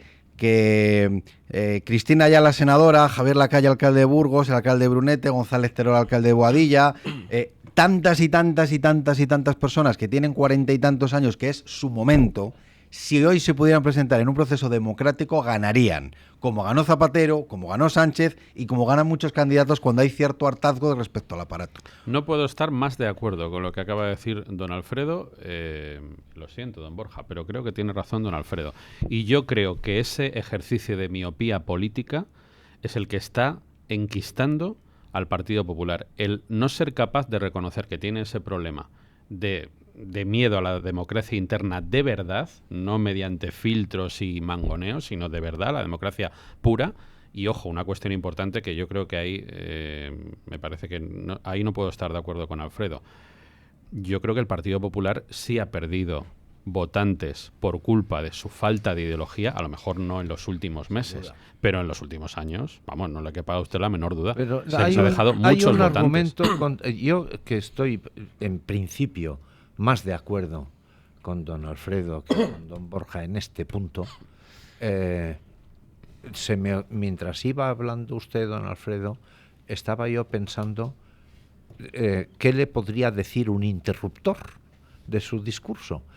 Y el interruptor de su discurso le diría, si fuera del PP, le diría, sí, para que en el PP salga un Zapatero o un Sánchez, pues no funciona esto. Sí. Claro, si lo que tiene que salir es un zapateroide o un sanchoide... No me refería a la catástrofe dirigente, me refería a la casuística. Que un señor que se llama Zapatero, que es desconocido, claro, gana un bono, o un señor Sánchez, pues que aparentemente no era un concejal del Ayuntamiento de Madrid, pues resulta que se hace presidente. Alberto. Los dos presidentes, quiero decir, Zapatero. O si le aseguraran ahora mismo... Son los que ha citado, Sí, pero digo que si le aseguraran ahora mismo al Partido Popular que el que salga llega a presidente, te aseguro que lo votan. O sea, cosas que no podían ofrecer ni Zapatero ni Pedro Sánchez en su momento. Yo a Alfredo lo único que le diría es que tampoco ponga como ejemplo maravilloso de épica los procesos de primarias del Partido Socialista, porque quiero decir, no sale gente sorpresa de las bases, porque quiero decir, el proceso de avales es algo, quiero decir, te puedes hacer el filtro antes o después, el Partido Socialista lo hace antes, te piden 9.487 avales, ya te aseguro que llegan los 3 que tienen que llegar y puntito, y muy controladitos. Entonces tampoco nos pongamos que fíjate, o sea, Zapatero no sale de la nada y Pedro Sánchez menos. Otra cosa es que el rocambolesca, o sea, que 7 tiradas de dados te salgan 7 pókers. Bueno, pues esas cosas le pasan a Pedro Sánchez y a Zapatero.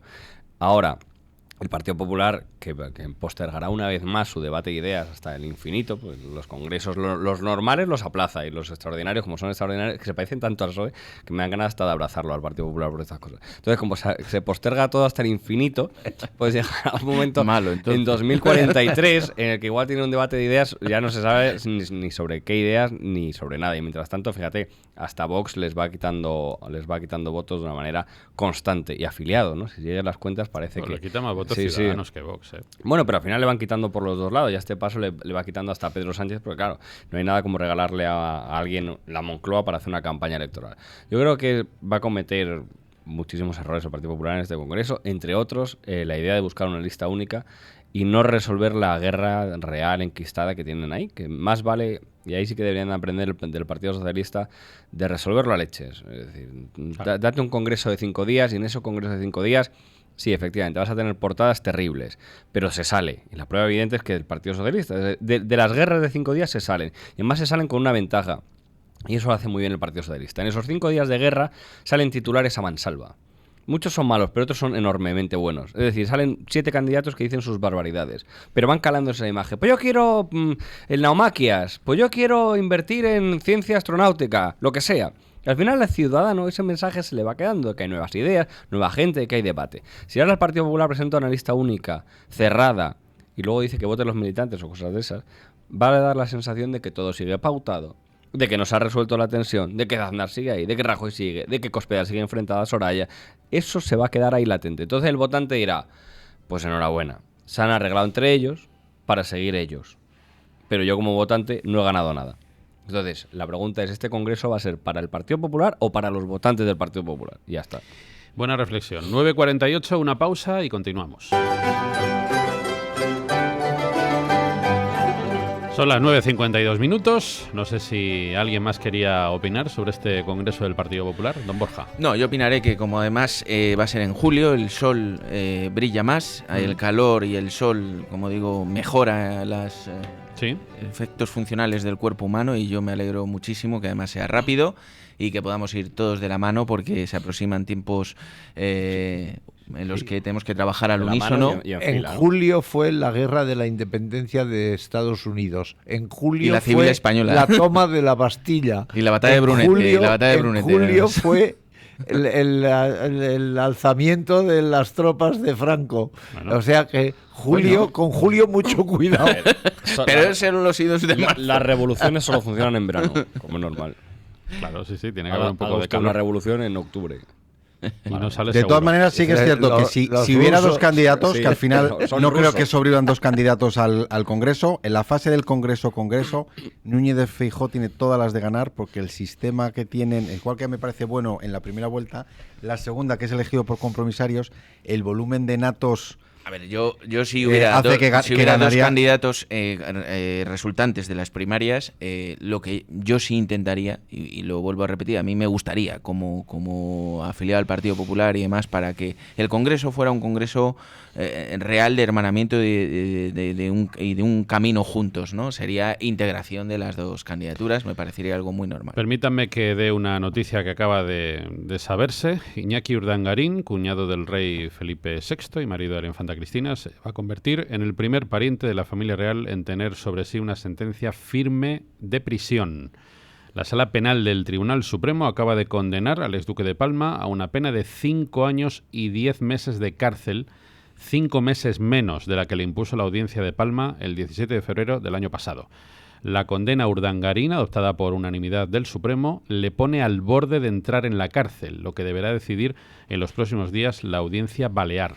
El marido de la infanta aún puede pedir el indulto, lo que permitiría solicitar la suspensión de la ejecución de la pena y también recurrir en amparo al Tribunal Constitucional. Señor letrado, ¿cómo lo ve usted? Pues que mínimo 21 meses en prisión va a tener que cumplir. Sí. Ahora mismo con el sistema penitenciario vigente en España, 21 meses seguros que cumplirá. Luego es probable que otros 21 meses puedan ser en régimen abierto y que los últimos 21 meses pues simplemente pues sea pues eso, privación de salir de España o privación de votar y estas cosas. Puede pedir el indulto, ¿no? Sí, pues puede, pero bueno, me parece que no. Incluso el tema del indulto ahora también es más complicado. Yo veo muy complicado, que yo creo que ni siquiera lo pedirá, sinceramente. Sí, a cárcel. Es que es irremediable. Le han bajado menos de lo que muchos decían, por lo tanto se queda la condena casi intacta y habrá que ver la respuesta que no darán de Casa Real, pero deberían dar alguna. Uh-huh. También acabamos de conocer otra noticia, y es que la Policía Nacional está llevando a cabo en Barcelona una operación contra la infraestructura técnica del referéndum ilegal del 1 de octubre y el censo que se usó en la votación considerada ilegal por el Constitucional. Según fuentes conocedoras de la operación, estoy leyendo el teletipo, se prevé realizar una detención de un cargo del Departamento de Economía y varios registros, entre ellos la Consejería de Economía de la Generalidad y Mediapro. Las entradas de agentes de información de la policía se han producido en instalaciones de la Generalidad y privadas. Otros de los objetivos son el Centro de Tecnologías de la Información y oficinas de Mediapro, como digo, en la capital catalana. Esta es la empresa. Es relevante lo de Mediapro. Los de La Sexta. Se dedicó a dar cobertura televisiva y mediática a todo lo que estaba ocurriendo aquel día. Pues pero así eso, pero eso ya forma parte del conglomerado Planeta, ¿no? Sí, claro. Sí, sí. Forma parte de Sí, sí, a esa 3 Media. Bueno. Bueno. Aquí queda esto qué de bonito. momento. Vamos a hacer una pausita y enseguida continuamos con las noticias y con nuestro magazine. Antes, Alberto Sotillos, gracias por estar con nosotros. Un placer. Gracias, Alfredo. Muchas gracias. Gracias, alcalde. Encantado. Muchísimas gracias, maestro. De nada, doctor. Una pausa y seguimos. Son las 10 de la mañana, una hora menos en Canarias. Buenos días, era inminente y ya tenemos sobre la mesa la sentencia del Supremo sobre Iñaki Urdangarín. La Sala Penal del Tribunal Supremo ha condenado al exduque de Palma a una pena de 5 años y 10 meses de cárcel, 5 meses menos de lo que le impuso la Audiencia de Palma. La condena a Urdangarín, adoptada por unanimidad, podría suponer su ingreso en prisión, algo que deberá decidir la Audiencia de Palma en los próximos días. Y la histórica cumbre entre el presidente de Estados Unidos, Donald Trump, y el líder norcoreano ha concluido con la firma de una declaración conjunta. Documento, ha dicho Kim Jong-un, que servirá para dejar atrás el pasado y para lograr un cambio en el mundo. Por su parte, el presidente estadounidense, que ha invitado a Kim Jong-un a la Casa Blanca, ha afirmado que el proceso de desnuclearización de Corea del Norte comenzará muy rápido. Así que hemos firmado una declaración importante, un documento muy completo y tenemos una gran relación. Estoy muy orgulloso de lo que ha acontecido hoy. Pienso que toda nuestra relación con Corea del Norte va a ser muy distinta de lo que ha sido en el pasado y estamos desarrollando un vínculo muy especial, así que la gente tiene que estar impresionada, tiene que estar muy feliz y nos vamos a encargar de un problema muy grande y peligroso para todo el mundo.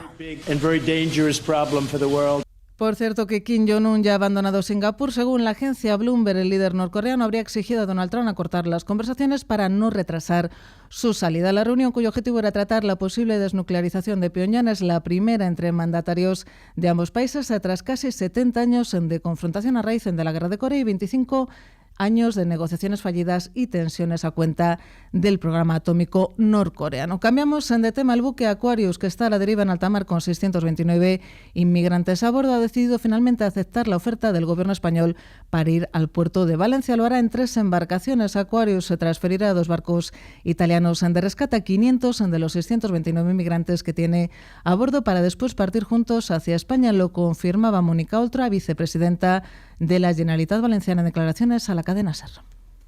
Sí, efectivamente, estábamos en contacto, también con dificultades, pero estamos en contacto precisamente con la ONG y nos han confirmado esta mañana que efectivamente se iba a producir ese reparto en 3 barcos, porque es verdad que el Aquarius iba en situación límite, con esas 629 personas a bordo, hacinadas, con alimentos para 24 horas y en una situación absolutamente límite de las personas que están ahí, que tengo que recordar que hay más de 120 niños y niñas a bordo del barco.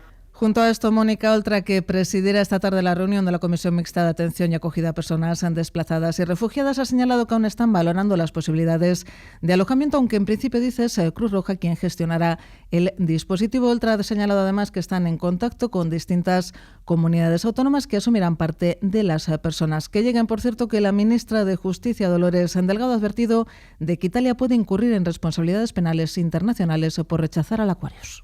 Pero hay una parte que es esencial, que es el derecho humanitario, que son esos convenios y tratados, y que con esa perspectiva histórica quizá, y así puede suceder, acaben existiendo responsabilidades penales internacionales. Quiero decir, esto es cuestión de humanidad, es cuestión de generosidad, pero también y fundamentalmente es una cuestión de cumplir con los convenios y tratados internacionales de los que todos los Estados somos partes. Más cosas. La coordinadora general del PDeCAT, Marta Pascal, considera urgente una reunión entre el presidente del Gobierno y el de la Generalitat, Quim Torra, y espera que la voluntad de diálogo se materialice. Lo importante es que haya voluntad de fijar esta fecha y que cuando hablen de verdad, ¿no? Porque sí que creo que sería pues un fraude, ¿no? Hablar todos de diálogo, hablar todos de tender la mano, hablar todos de la palabra y después que no haya una circunstancia como esta, ¿no? Que se hable y que se dialogue. Pero en todo caso yo creo que es urgente la urgencia de este encuentro y me consta. Por cierto, que agentes de la Policía Nacional están llevando a cabo varios registros en la Consejería de Economía catalana, el Centro de Telecomunicaciones y Mediapro, en una operación relacionada con el censo del 1 de octubre. Por el momento habría al menos un detenido, el jefe de gabinete de la Consejería de Economía, aunque no se descartan más arrestos a lo largo del día. La información de los mercados en tiempo real. Con la vista puesta en la reunión de la Reserva Federal de Estados Unidos que arranca este martes, los mercados europeos operan con signo dispar. El IBEX 35 sube un 0,21%, se coloca en los 9.919 puntos. En negativo, París prácticamente en tabla, se deja un tímido 0,01%. El DAX alemán cotiza con un repunte del 0,24%. La media del mercado sube un tímido 0,11%, mientras que el Mittel italiano opera con un recorte del 0,04%. En el mercado de materias primas sube el barril de referencia en Europa. El Brent arriba un 0,71%, cotiza en los $77. Entre tanto, y en el mercado de divisas, un euro se compra y se vende a $1,1803. Y hasta aquí las noticias. Más información en intereconomía.com.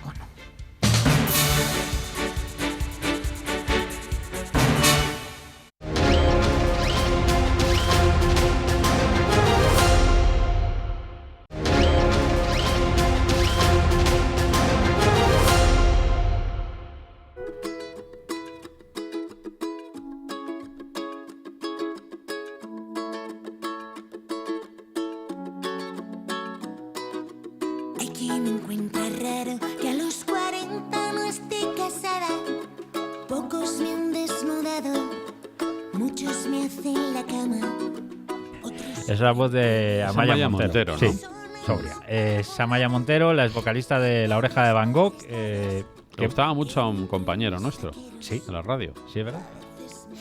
Sí, paisano de Amaya Montero, de San Sebastián. Bueno, Amaya Montero ha empezado con mal pie la gira de su cuarto álbum en solitario, Nacidos para Creer. La cantante ha recibido duras críticas por su actuación el pasado sábado en las fiestas de San Antonio de Renedo, en Cantabria. Bochornoso, patético, vergonzoso, son algunos de los adjetivos que han utilizado varios asistentes en redes sociales para describir el concierto. Es muy duro, me parecen los adjetivos, ¿no? Bueno, ahora te voy a mostrar algo. Durante el recital, la artista, que ha grabado su último disco en Londres, tuvo problemas mezclados con algunos desafines, entradas a destiempo. En fin, en uno de los vídeos que han circulado por las redes se puede ver cómo Montero se da cuenta de la situación y le dice a su banda: "This is a disaster, guys. This is an absolute disaster". ¿Por qué en inglés? Supongo que serán ingleses. Quiero decir, los miembros de la banda, claro, porque si no... Porque ya es de San Sebastián, que sepamos, ¿no? Claro. Bueno, fueron momentos de tremenda confusión.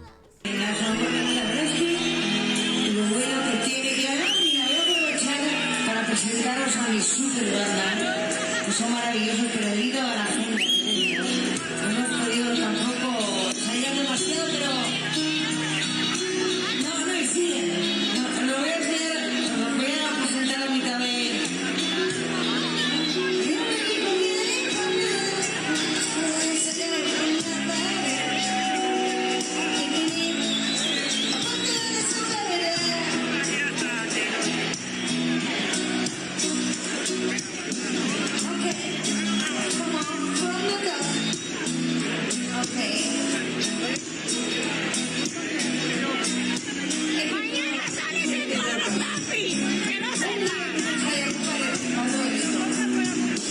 Mañana sales en todos los zappings. Para mí ese es el momento. Mañana sales... A ver, si yo creo que ya no hay zappings de eso, ¿no? Bueno, está zapeando, pero lo que ha salido es aquí, desde luego. Lo que se ha convertido es en viral. Hay un momento que dice no me siguen, sí, ya. que me parece grandioso. Ha tenido noches mejores, Amaya, ¿no? Espero. Claro. Yo creo yo no las he visto. Tener alguna noche un poco mejor que esta. Sí. A mí me parece tremendo. Lo que me parece, perdona, y quiero lanzar una crítica a Amaya Montero antes de ceder a Laura, ¿sí? Es que dice que ha tenido que no han ensayado demasiado porque ha tenido problemas de agenda. Hombre, vamos a ver, es usted cantante. Sí, quiero decir, ¿agenda con qué más? Claro, es su profesión. O sea que claro, reuniones ministeriales. Claro, si es cantante. Soy cantante, pero es que por problemas de agenda no he podido cantar. Me parece una excusa cogida por los pelos, sí. Sí, pero le deseamos que la gira a Amaya solo puede ir a mejor. Claro. Vamos a quedarnos partir de con ahora eso. a crecer. Claro. Yo creo que esa es la idea un poco. Laura Mena, cuéntanos. Sí, pues yo traigo una noticia y es que ha sido detenida una mujer de 62 años en Estados Unidos por llevar a sus nietos en transportín para perros. En el coche. Lo llevaba en el coche en lugar de los asientos, como es normal, en transportín. Pero, ¿la señora estaba en buen estado? Según ella, sí.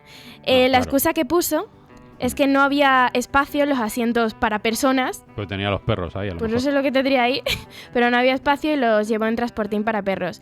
A lo que los niños alegaron que de 7 y 8 años, que tenían los pobres niños, que hacía mucho calor, claro, hacía 35 grados en el coche. Y ya no digo dentro del transportín. Madre mía. Esto ha sido en Estados Unidos. En Estados Unidos, sí.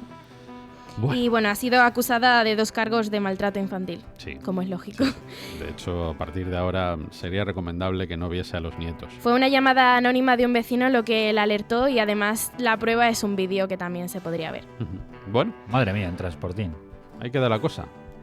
10 y 16. Gracias, Ferchu. Venga, gracias, Laura. Vamos a hablar, como siempre hasta ahora, con Albert Ronald Morales. Buenos días, España. Yo la quiero mucho, pero ha sido ingrata conmigo. Y es que, ¿cómo son las cosas del corazón? Albert, buenos días. Buenos días. Ay, ¿cómo es el amor, Albert, El amor tiene sus vericuetos y sus circunstancias. ¿Verdad? Bastante curiosas. Y además, a veces la poesía, el sentimiento hace que contemos cosas que nos duelen en el corazón, y esta canción es un poco eso, ¿no?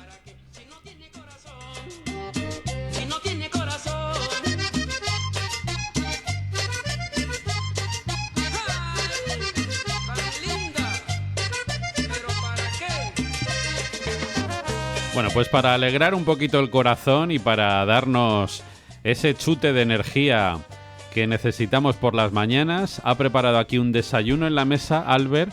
Andrea Valencia se ha traído unas cerezas que no sé si son del Jerte, pero son tremendas el aspecto que tienen. Andrea. Las traje de la carretera Valencia-Madrid. ¿Ah, sí? Sí. Por ahí. el camino las viste.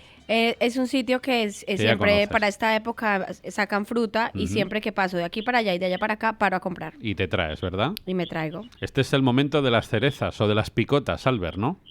Sí, es cuando están más grandes, más jugosas y también más crujientes. Es una maravilla.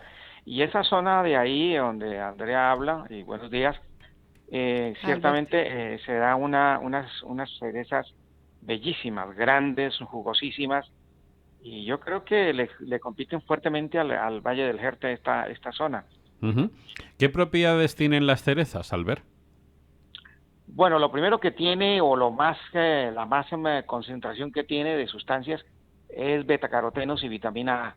Es una fruta que tiene esta sustancia. Aparte de eso, tiene una serie de sales minerales muy completa, desde calcio, pasando por zinc, por manganeso. Y luego tiene unos oligoelementos que no son malos, son muy buenos todos.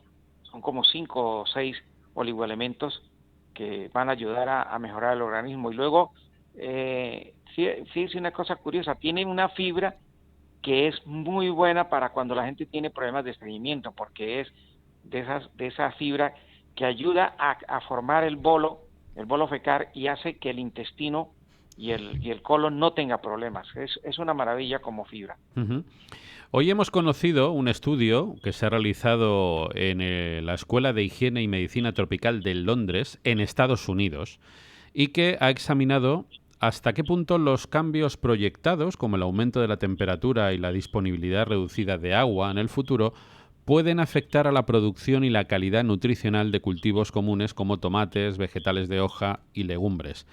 Dice este estudio que si no se toman medidas para reducir los impactos negativos en los rendimientos agrícolas, los científicos estiman que los cambios ambientales previstos para mediados y finales de este siglo, en la disponibilidad de agua y las concentraciones de ozono, reducirían los rendimientos promedio de hortalizas y legumbres en un 35 y un 9% respectivamente.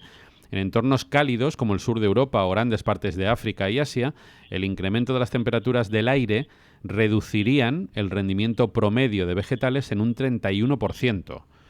Estamos cuidando poco el medio ambiente, ¿no, Albert? Aparte que no lo estamos cuidando, no lo estamos cargando, que es lo más increíble. Uh-huh. Pues a ver, aquí hay una parte que nos consta y que España tiene un problema muy serio.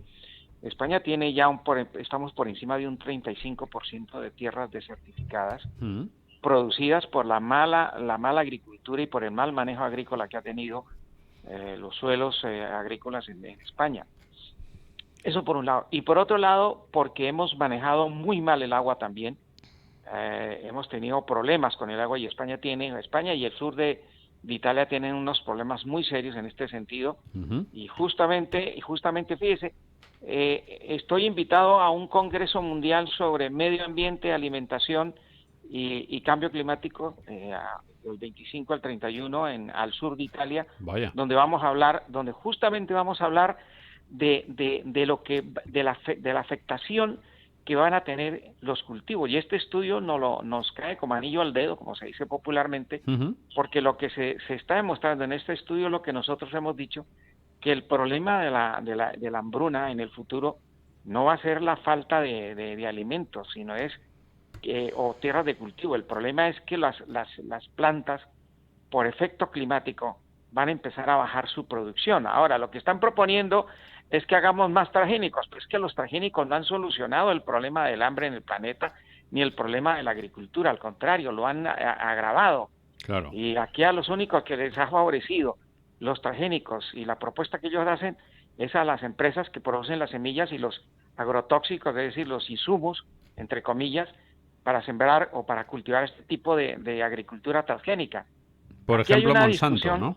Por ejemplo, y para hablar de las dos grandes, o una de las más grandes, pero aquí tenemos que olvidarnos del bolsillo de las grandes transnacionales sin pensar un poco más en cada país, porque es que España le ha vendido el alma al diablo a los transgénicos y a los agrotóxicos. Eso le ha pasado a Italia y a muchos países, y en este congreso vamos a debatir y vamos a hablar y a decirle a la gente que el problema del hambre no está para pasado mañana o para dentro de una semana, no, está a la vuelta de la esquina, Rafael. Ya lo que se ha investigado es que muchos sitios que eran grandes productores han bajado su producción por el problema climático que tenemos y sobre todo por el cambio y el aumento de temperatura en el aire circulante en los sitios de agricultura, como dice este estudio. Bueno, pues nosotros a lo nuestro, que es a dar platos saludables, Albert, que es muy importante.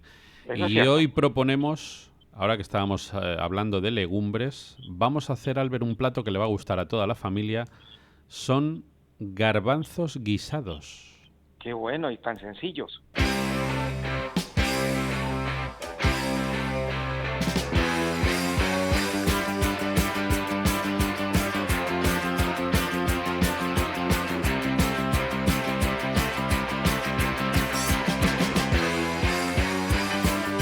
Bueno, vamos a necesitar, a ritmo de rock and roll, el que nos ha puesto Joaquín Fernández, para 4 personas vamos a necesitar 300 gramos de garbanzos. Vamos a hacer unas rebanadas de pan de chapata, por ejemplo, Albert.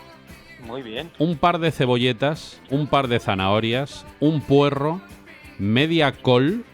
Hacía tiempo que no usábamos col, ¿verdad? Hacía tiempo, sí.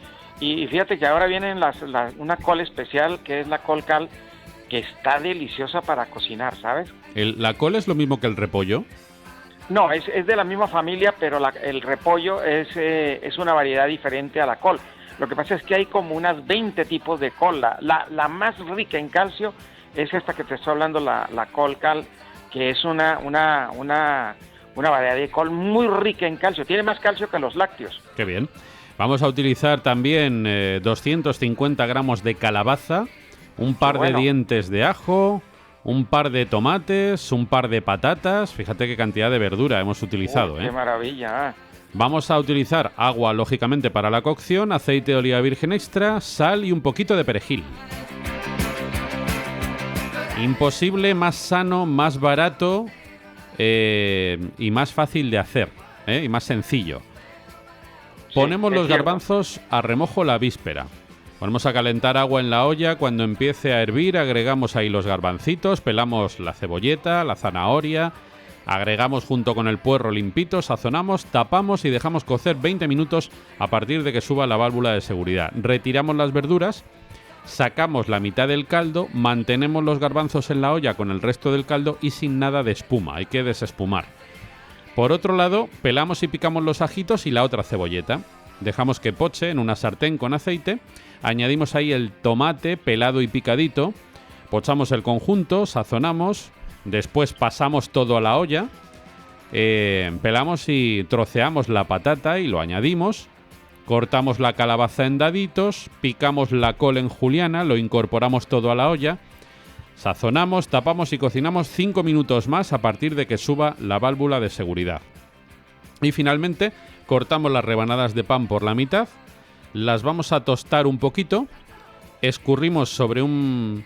en este caso no hace falta escurrir porque lo vamos a hacer tostadito ese pan, y servimos el guiso de garbanzos, Albert, acompañado con nuestras rebanaditas de pan y con perejil picadito por encima. ¿Qué te parece este plato? Primero, tremendamente sencillo. Yo creo que hacía mucho tiempo que no dábamos un plato tan sencillo. Facilísimo y baratísimo, ¿eh? Es que este es el más barato que hemos dado, y además los nutrientes que tiene este plato, madre mía, lo que hay aquí. Este plato se hace con menos de 5 euros o incluso de 4 euros. O sea, es muy barato. Es que es muy barato, es muy barato. Ahora, lo primero que tiene es que si tomamos el garbanzo que a ti y a mí nos gusta, ese tiene un 28% dependiendo la variedad. De proteína, ¿no? Eso ya es buenísima. Luego, en cuanto a vitaminas, por toda la verdura que tiene, pues es que tiene todas las vitaminas, mi querido Rafael. Es un plato completo en vitaminas. Luego en oligoelementos casi que los tenemos todo. Luego en sustancias fitoquímicas están por lo menos el 70% de todas las sustancias que hay en alimentos. O sea, que es muy completo. Y luego en antioxidantes, aquí hay como 7 u 8 antioxidantes. Y le voy a contar una cosa increíble de este plato tan humilde y tan bueno. Haciendo recuento bioquímico del plato, hay 7 neurotransmisores ahí que los podemos tomar, que los necesitamos para que funcione bien nuestro cerebro, que de ahora en adelante vamos a tratar de meter y contarle a los oyentes cuáles son los platos que tienen o los productos que tienen neurotransmisores que son tan importantes en la vida cerebral y es la única vacuna para que no haya Alzheimer ni haya tampoco demencia senil. Este es un plato, este es uno de esos platos que hacían las abuelas, ¿verdad? Sí, este es un plato típicamente de abuela y mediterráneo. Y muy mediterráneo. 100%, tremendamente mediterráneo. Y fíjate que tiene una sustancia que no puedo perdonarme de no decirla. Es que el garbanzo, acuérdense que el garbanzo tiene las mismas sustancias, sino que estas son vegetales, no son químicas, del Prozac. O sea que vamos a estar deliciosamente tranquilos. Es un antidepresivo, es un antidepresivo natural. Es un antidepresivo totalmente natural. O sea que este plato es un lujo de plato y fíjese la sencillez que se puede tomar. Sí. Y es más, aquí no necesitamos el arroz porque tiene la patatita y tiene el pan. O sea que hay como rebañar la salsita, mi querido Rafael. Tú Totalmente. y yo que somos rebañadores. Hombre, y además seguramente se pueda repetir plato, porque esto no tendrá muchas calorías, Albert. Bueno, ahí va. En calorías, en kilocalorías, que es lo preocupante. Y a propósito, Rafael, de los kilos. El último informe que acá me llegó ayer, España en este momento están adelgazando 4 millones de personas. ¿Ah, sí? Sí. ¿Cómo le parece la cifra tan brutal? Pues es una cifra importantísima. Pero Albert, ¿es por la época, por la operación bikini? Claro, ¿no? Claro, es por la operación bikini y claro, todo el mundo ahora se está quitando lo que nos metimos en pecho y de espalda en invierno y parte de la primavera. Y como esta primavera ha estado en medio inviernosa, claro, pues es que el que menos se ha metido 2 kilitos, el que menos 2 kilitos. Totalmente. Pero hay gente que se ha metido 8 kilos. Bueno, pues hoy podemos tomar un plato tan bueno como este y, por ejemplo, después en ayunas por la mañana, por ejemplo, mañana, seguir con la dieta del tamarillo, Albert. Bueno, pues eso te iba a decir, que teniendo en cuenta el problema de la gente que está haciendo dietas que no son sanas, no hay una dieta que yo conozca que sea sana, pues el tratamiento de los tamarillos está para que lo tomen y quien nos quiera llamar pueden hacerlo, es muy barato el tratamiento y es totalmente natural, así es que al 91 619 5414 ahí estamos y les va a quitar los flotadores y los michelines y los en 20 manguitos, días. todo, nos lo va a quitar. Y los manguitos, todo, nos va a dejar perfectos para el bañador, para el bikini. Así es que al 91 619 5414, Rafael, si pudiéramos ayudar a un 0.00 de la gente que está haciendo dietas con el tamarillo, nos sentiríamos complacidos. Claro que sí. Un abrazo muy fuerte, amigo. Un abrazo, mi querido Rafael, a ti, a todo el equipo y a los oyentes. Son las 10:31. Buenos días, España.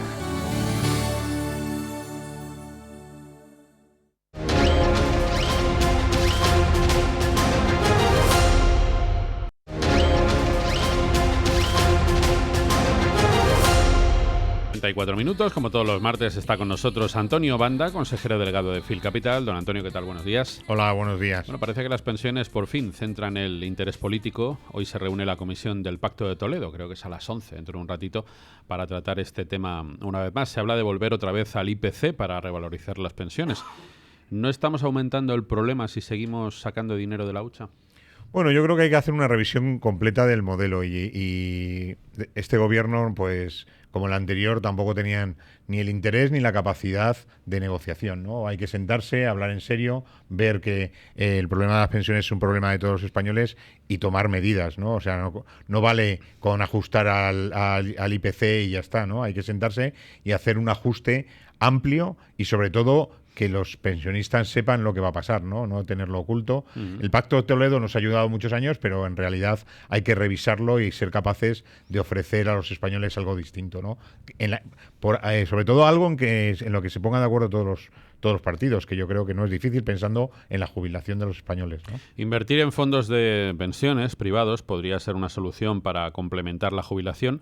¿Por qué recomiendas Fil Capital 50? Bueno, nosotros hemos lanzado Fil Capital 50 pensando sobre todo en cambiar el modelo de las pensiones. El mundo de las pensiones, sobre todo en la parte privada, que es un mundo oscuro, sin transparencia, donde las comisiones no aparecen, ¿no? Nosotros hemos hecho un fondo que es transparente, que cobra 50 céntimos al día por partícipe y busca a cada cliente su cartera personalizada. Es algo distinto que va a cambiar el mundo de las pensiones y desde luego no tiene nada que ver con los otros 1000 fondos de pensiones que existen actualmente en España. Es el más rentable porque cobra comisiones mínimas, ¿no? Bueno, la rentabilidad en el caso de las pensiones viene por una parte de una buena gestión y por otra parte de que tus costes sean más bajos. Nosotros hemos presentado un plan de pensiones que tiene el coste más bajo del mercado español y del europeo. O sea, es un gran diferencial y sobre todo algo que va a cambiar el mundo de las pensiones, que es importantísimo. ¿Cómo se puede acceder a Fil Capital 50? Bueno, nosotros lo hacemos, sabes que somos un robo-advisor, que hacemos asesoramiento automático y tenemos una página web, www.filcapital.com. Filcapital se escribe F-E-E-L Capital, donde toda nuestra información está disponible. Gracias, Antonio Banda. Muchísimas gracias a ti. Son las 10:37. Son las 10 de la mañana y 38 minutos. Tenemos ya con nosotros aquí en el estudio al maestro José Luis Jiménez. ¿Qué tal, José? Buenos días. Buenos días, a la paz de Dios. Muchas gracias por estar con nosotros. Aquí se debió de sentar gente muy alta porque yo aquí no llego. Tienes que, sí, efectivamente, ajustarlo un poquito.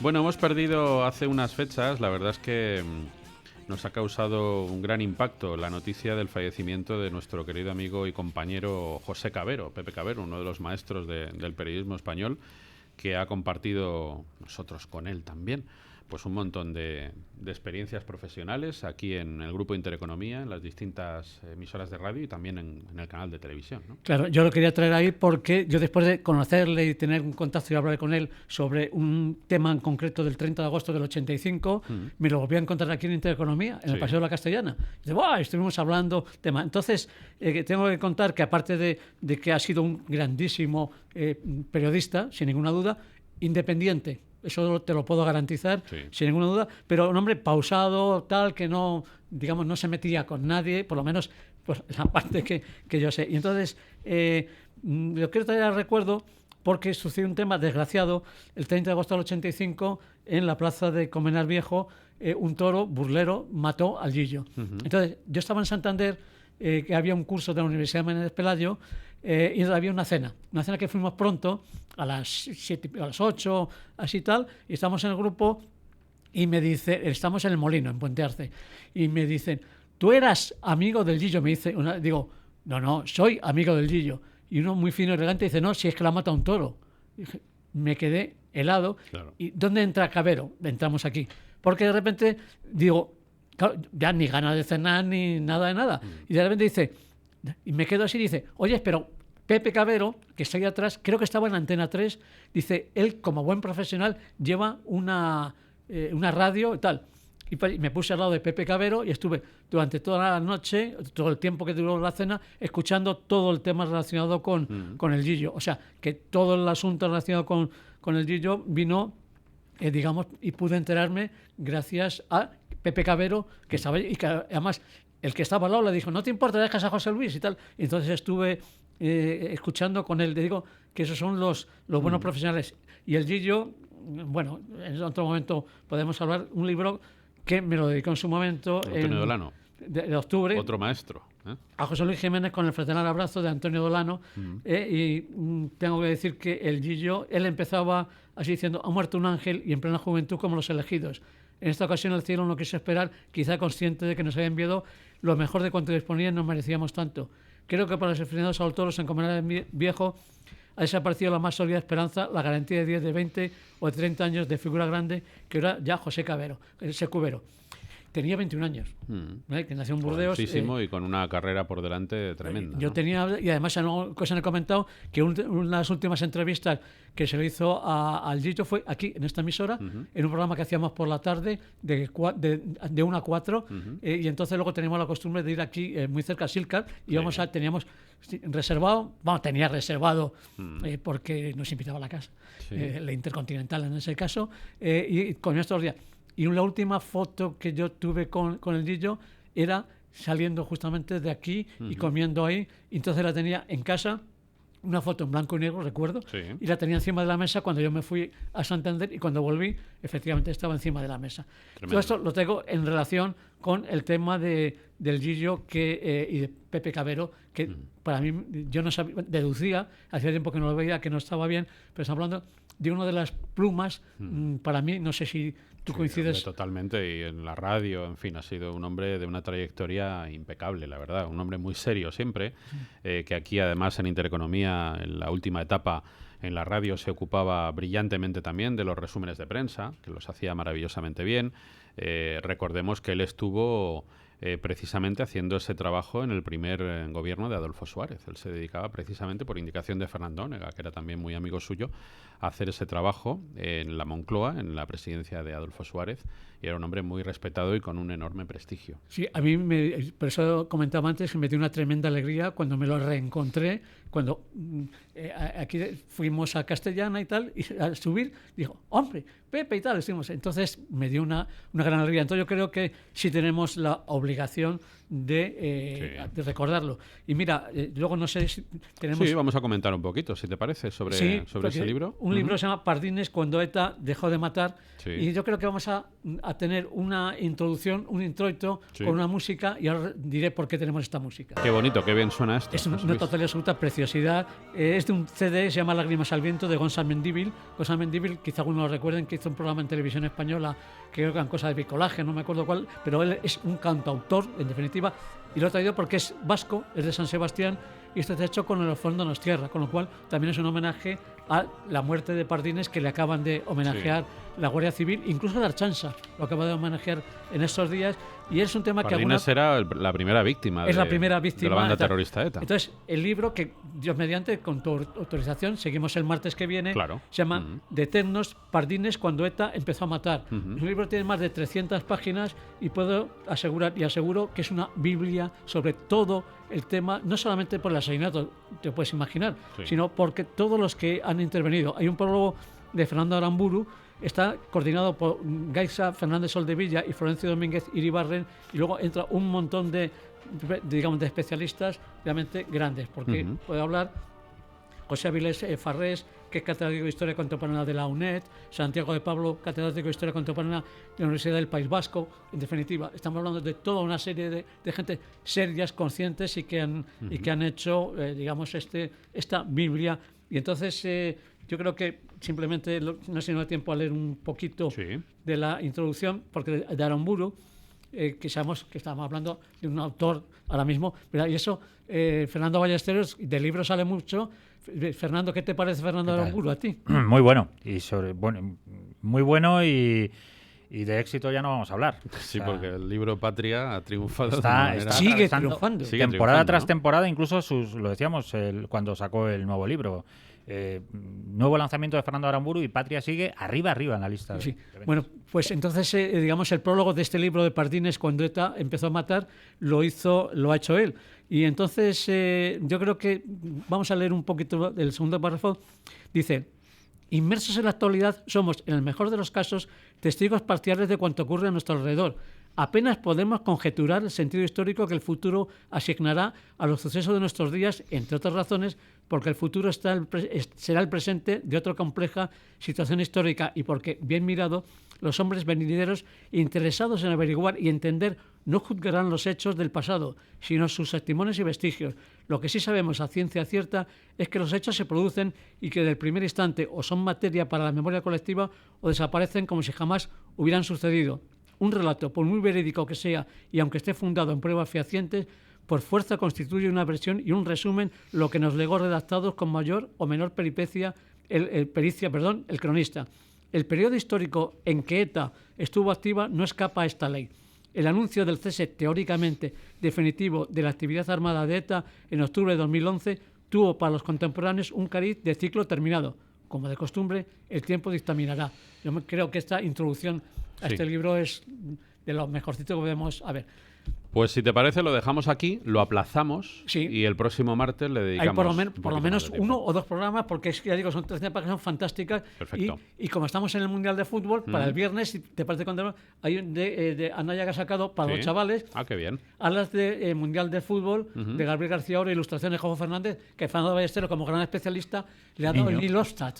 Cuando se lo ha enseñado antes, ha dicho, está muy bien. ¿Para chavales de qué edad más o menos? Bueno, esto yo creo para chavales de 10 años, ¿no? Ya lo pueden empezar a ver perfectamente. Sí, porque habla un poco de todo, es decir, para informarles de lo que es el fútbol, lo que hay. Muchas gracias, maestro. Un abrazo. 10:48, pausa y vamos con Fernando Ballesteros. 10:52, vamos a hablar de libros con Fernando Ballesteros. ¿Qué tal, Ferchu? ¿Qué tal, Rafa? Vamos a echarle el cierre a la Feria del Libro, a la 77ª edición de la Feria del Libro de Madrid. ¿Te has podido pasar o no?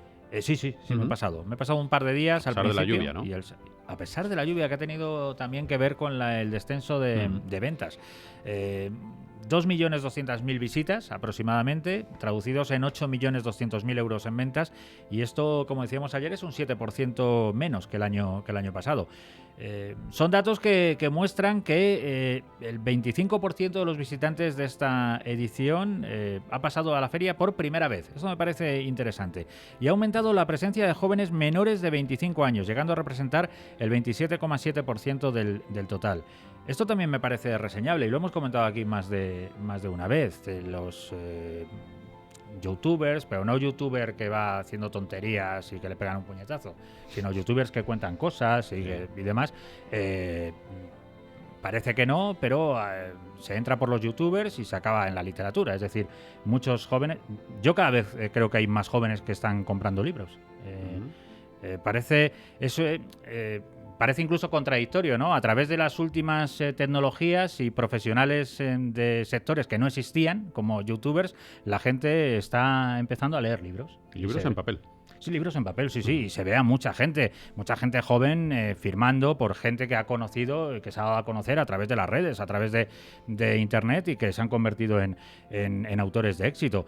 Entonces, me parece positivo, creo que cada vez hay más jóvenes en la Feria del Libro. También destacan los organizadores que esta edición ha habido muchísimas mujeres. Más del 60% de mujeres en la Feria del Libro, hasta el 64%.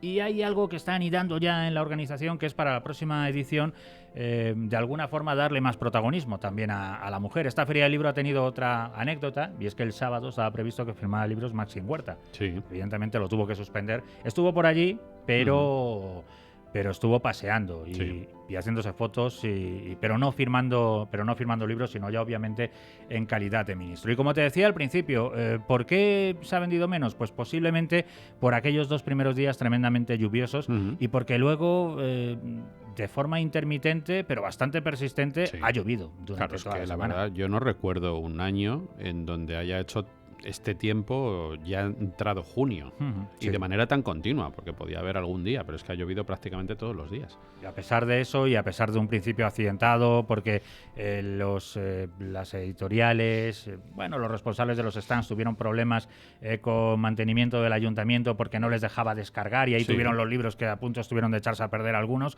Bueno, pues a pesar de ese principio, no solo accidentado, sino que impidió que se celebrara esa inauguración oficial con la presencia de la reina, a pesar de todo eso, la Feria del Libro arroja buenos datos, un poquito peores en ventas, pero yo creo que esta feria va a crecer y lo va a seguir haciendo el año que viene. Esperemos que acompañe el tiempo también. Muy bien.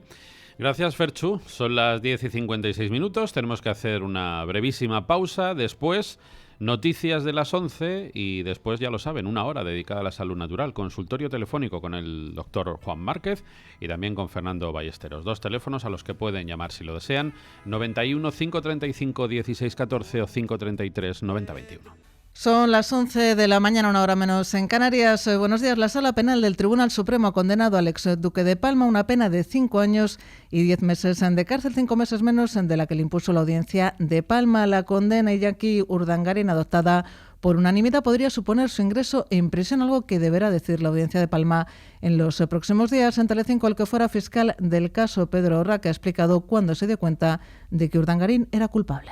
Esta declaración se tomó justo después de unos registros domiciliarios que se practicaron en Barcelona, donde incautamos abundante documentación que desde mi punto de vista era, y se ha demostrado que era incriminatoria, y al confrontar esta documentación con la declaración de Diego Torres no sabía dar respuesta a ninguna de las cuestiones que se le planteaban. Por ejemplo, a la pregunta ¿tiene algo que ver Iñaki Urdangarín con las cuentas o la estructura fiduciaria que mantenía en Luxemburgo? La contestación era: no puedo contestar a esta pregunta. Ahí sí que alcanzamos la convicción. En Barcelona, la Policía Nacional está llevando a cabo esta mañana una operación contra la infraestructura técnica del 1 de octubre y el censo que se usó en la votación considerada ilegal por el Tribunal Constitucional. Según fuentes conocedoras de la operación, se prevé realizar al menos una detención de un miembro del anterior Departamento de Economía de la Generalitat y varios en registros, entre ellos la Consejería de Economía de la Generalitat, la sede de Mediapro y el Centro Tecnológico de Información. Y rueda de prensa del presidente de Estados Unidos, Donald Trump, tras la cumbre histórica con el líder norcoreano Kim Jong-un en Singapur. Comparecencia ante los medios en la que Trump ha anunciado que la desnuclearización comenzará muy pronto y que las sanciones a Corea del Norte serán retiradas de inmediato. El presidente Kim y yo acabamos de firmar un documento en el que reafirmamos nuestro inquebrantable compromiso para la completa desnuclearización de la península de Corea. Nosotros también acordamos, después de una ardua negociación, desarrollar este acuerdo lo antes posible y queremos hacerlo así. El presidente Kim me ha dicho que ya han destruido la principal instalación del reactor nuclear. Por su parte, el líder norcoreano, que ya ha abandonado Singapur, ha calificado la reunión de histórica y ha asegurado que el mundo va a presenciar un gran cambio. Hemos tenido un encuentro histórico y estamos listos para dejar atrás el pasado. El mundo va a presenciar un gran cambio. En el Mediterráneo, el buque Aquarius continúa recibiendo víveres suministrados por un barco italiano a la espera de que los inmigrantes que viajan a bordo sean redistribuidos en otras 2 embarcaciones y pongan rumbo a Valencia. Joan Ribó, alcalde de Valencia. La reacción del pueblo valenciano ha sido muy positiva. En estos momentos me están llamando desde organizaciones no gubernamentales, desde ayuntamientos próximos a la ciudad para colaborar, desde la misma Iglesia, quiero resaltar este tema también, y en definitiva yo creo que de alguna manera está saliendo la parte solidaria de Valencia, que es la parte más importante y más bonita de nuestra ciudad. Desde el Partido Popular aplauden la decisión del Gobierno de España, pero alertan nuestro país, dice el coordinador general del PP, Fernando Martínez Mayo, recibió el pasado año más de 28.000 personas que entraron de manera irregular. El derecho del mar, el derecho humanitario en general, lo que dice es que hay que atenderlas. Yo creo que eso es una evidencia absoluta. Pero cuidado, pero mucho cuidado, ¿eh? Mucho cuidado, porque quiero recordar que el año 2017 en España entraron más de 28.000 personas de manera irregular, y aumentó un 116% los que entraron por el mar, ¿eh? Es que estamos devolviendo diariamente a mucha gente a través de la verja de Ceuta y Melilla, precisamente a la valla de Ceuta y Melilla, estamos devolviéndolos diariamente. Cuidado con este doble lenguaje. Y un total de 4.594 estudiantes extremeños repiten hoy alguno de los 7 exámenes de las pruebas de evaluación de bachillerato para el acceso a la universidad, tras el error cometido el pasado miércoles al subir a una carpeta pública en la página web de la universidad parte de los ejercicios. La información de los mercados en tiempo real.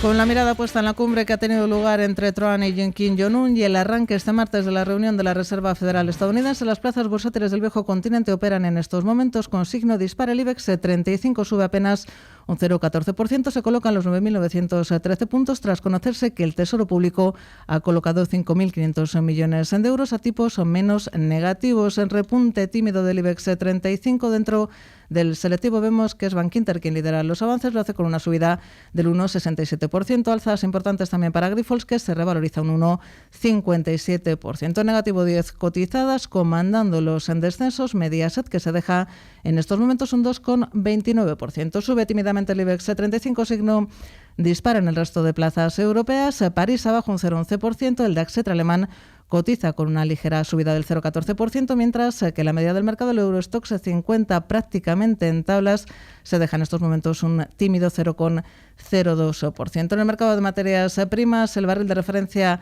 en Europa, el Brent, sube un cuartillo de punto, se sitúa en los $76,64. Entre tanto, y en el mercado de divisas, un euro se compra y se vende a $1,1790.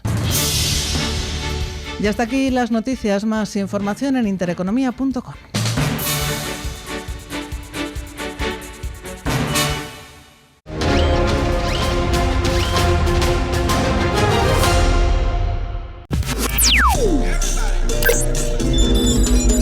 Now everybody do it.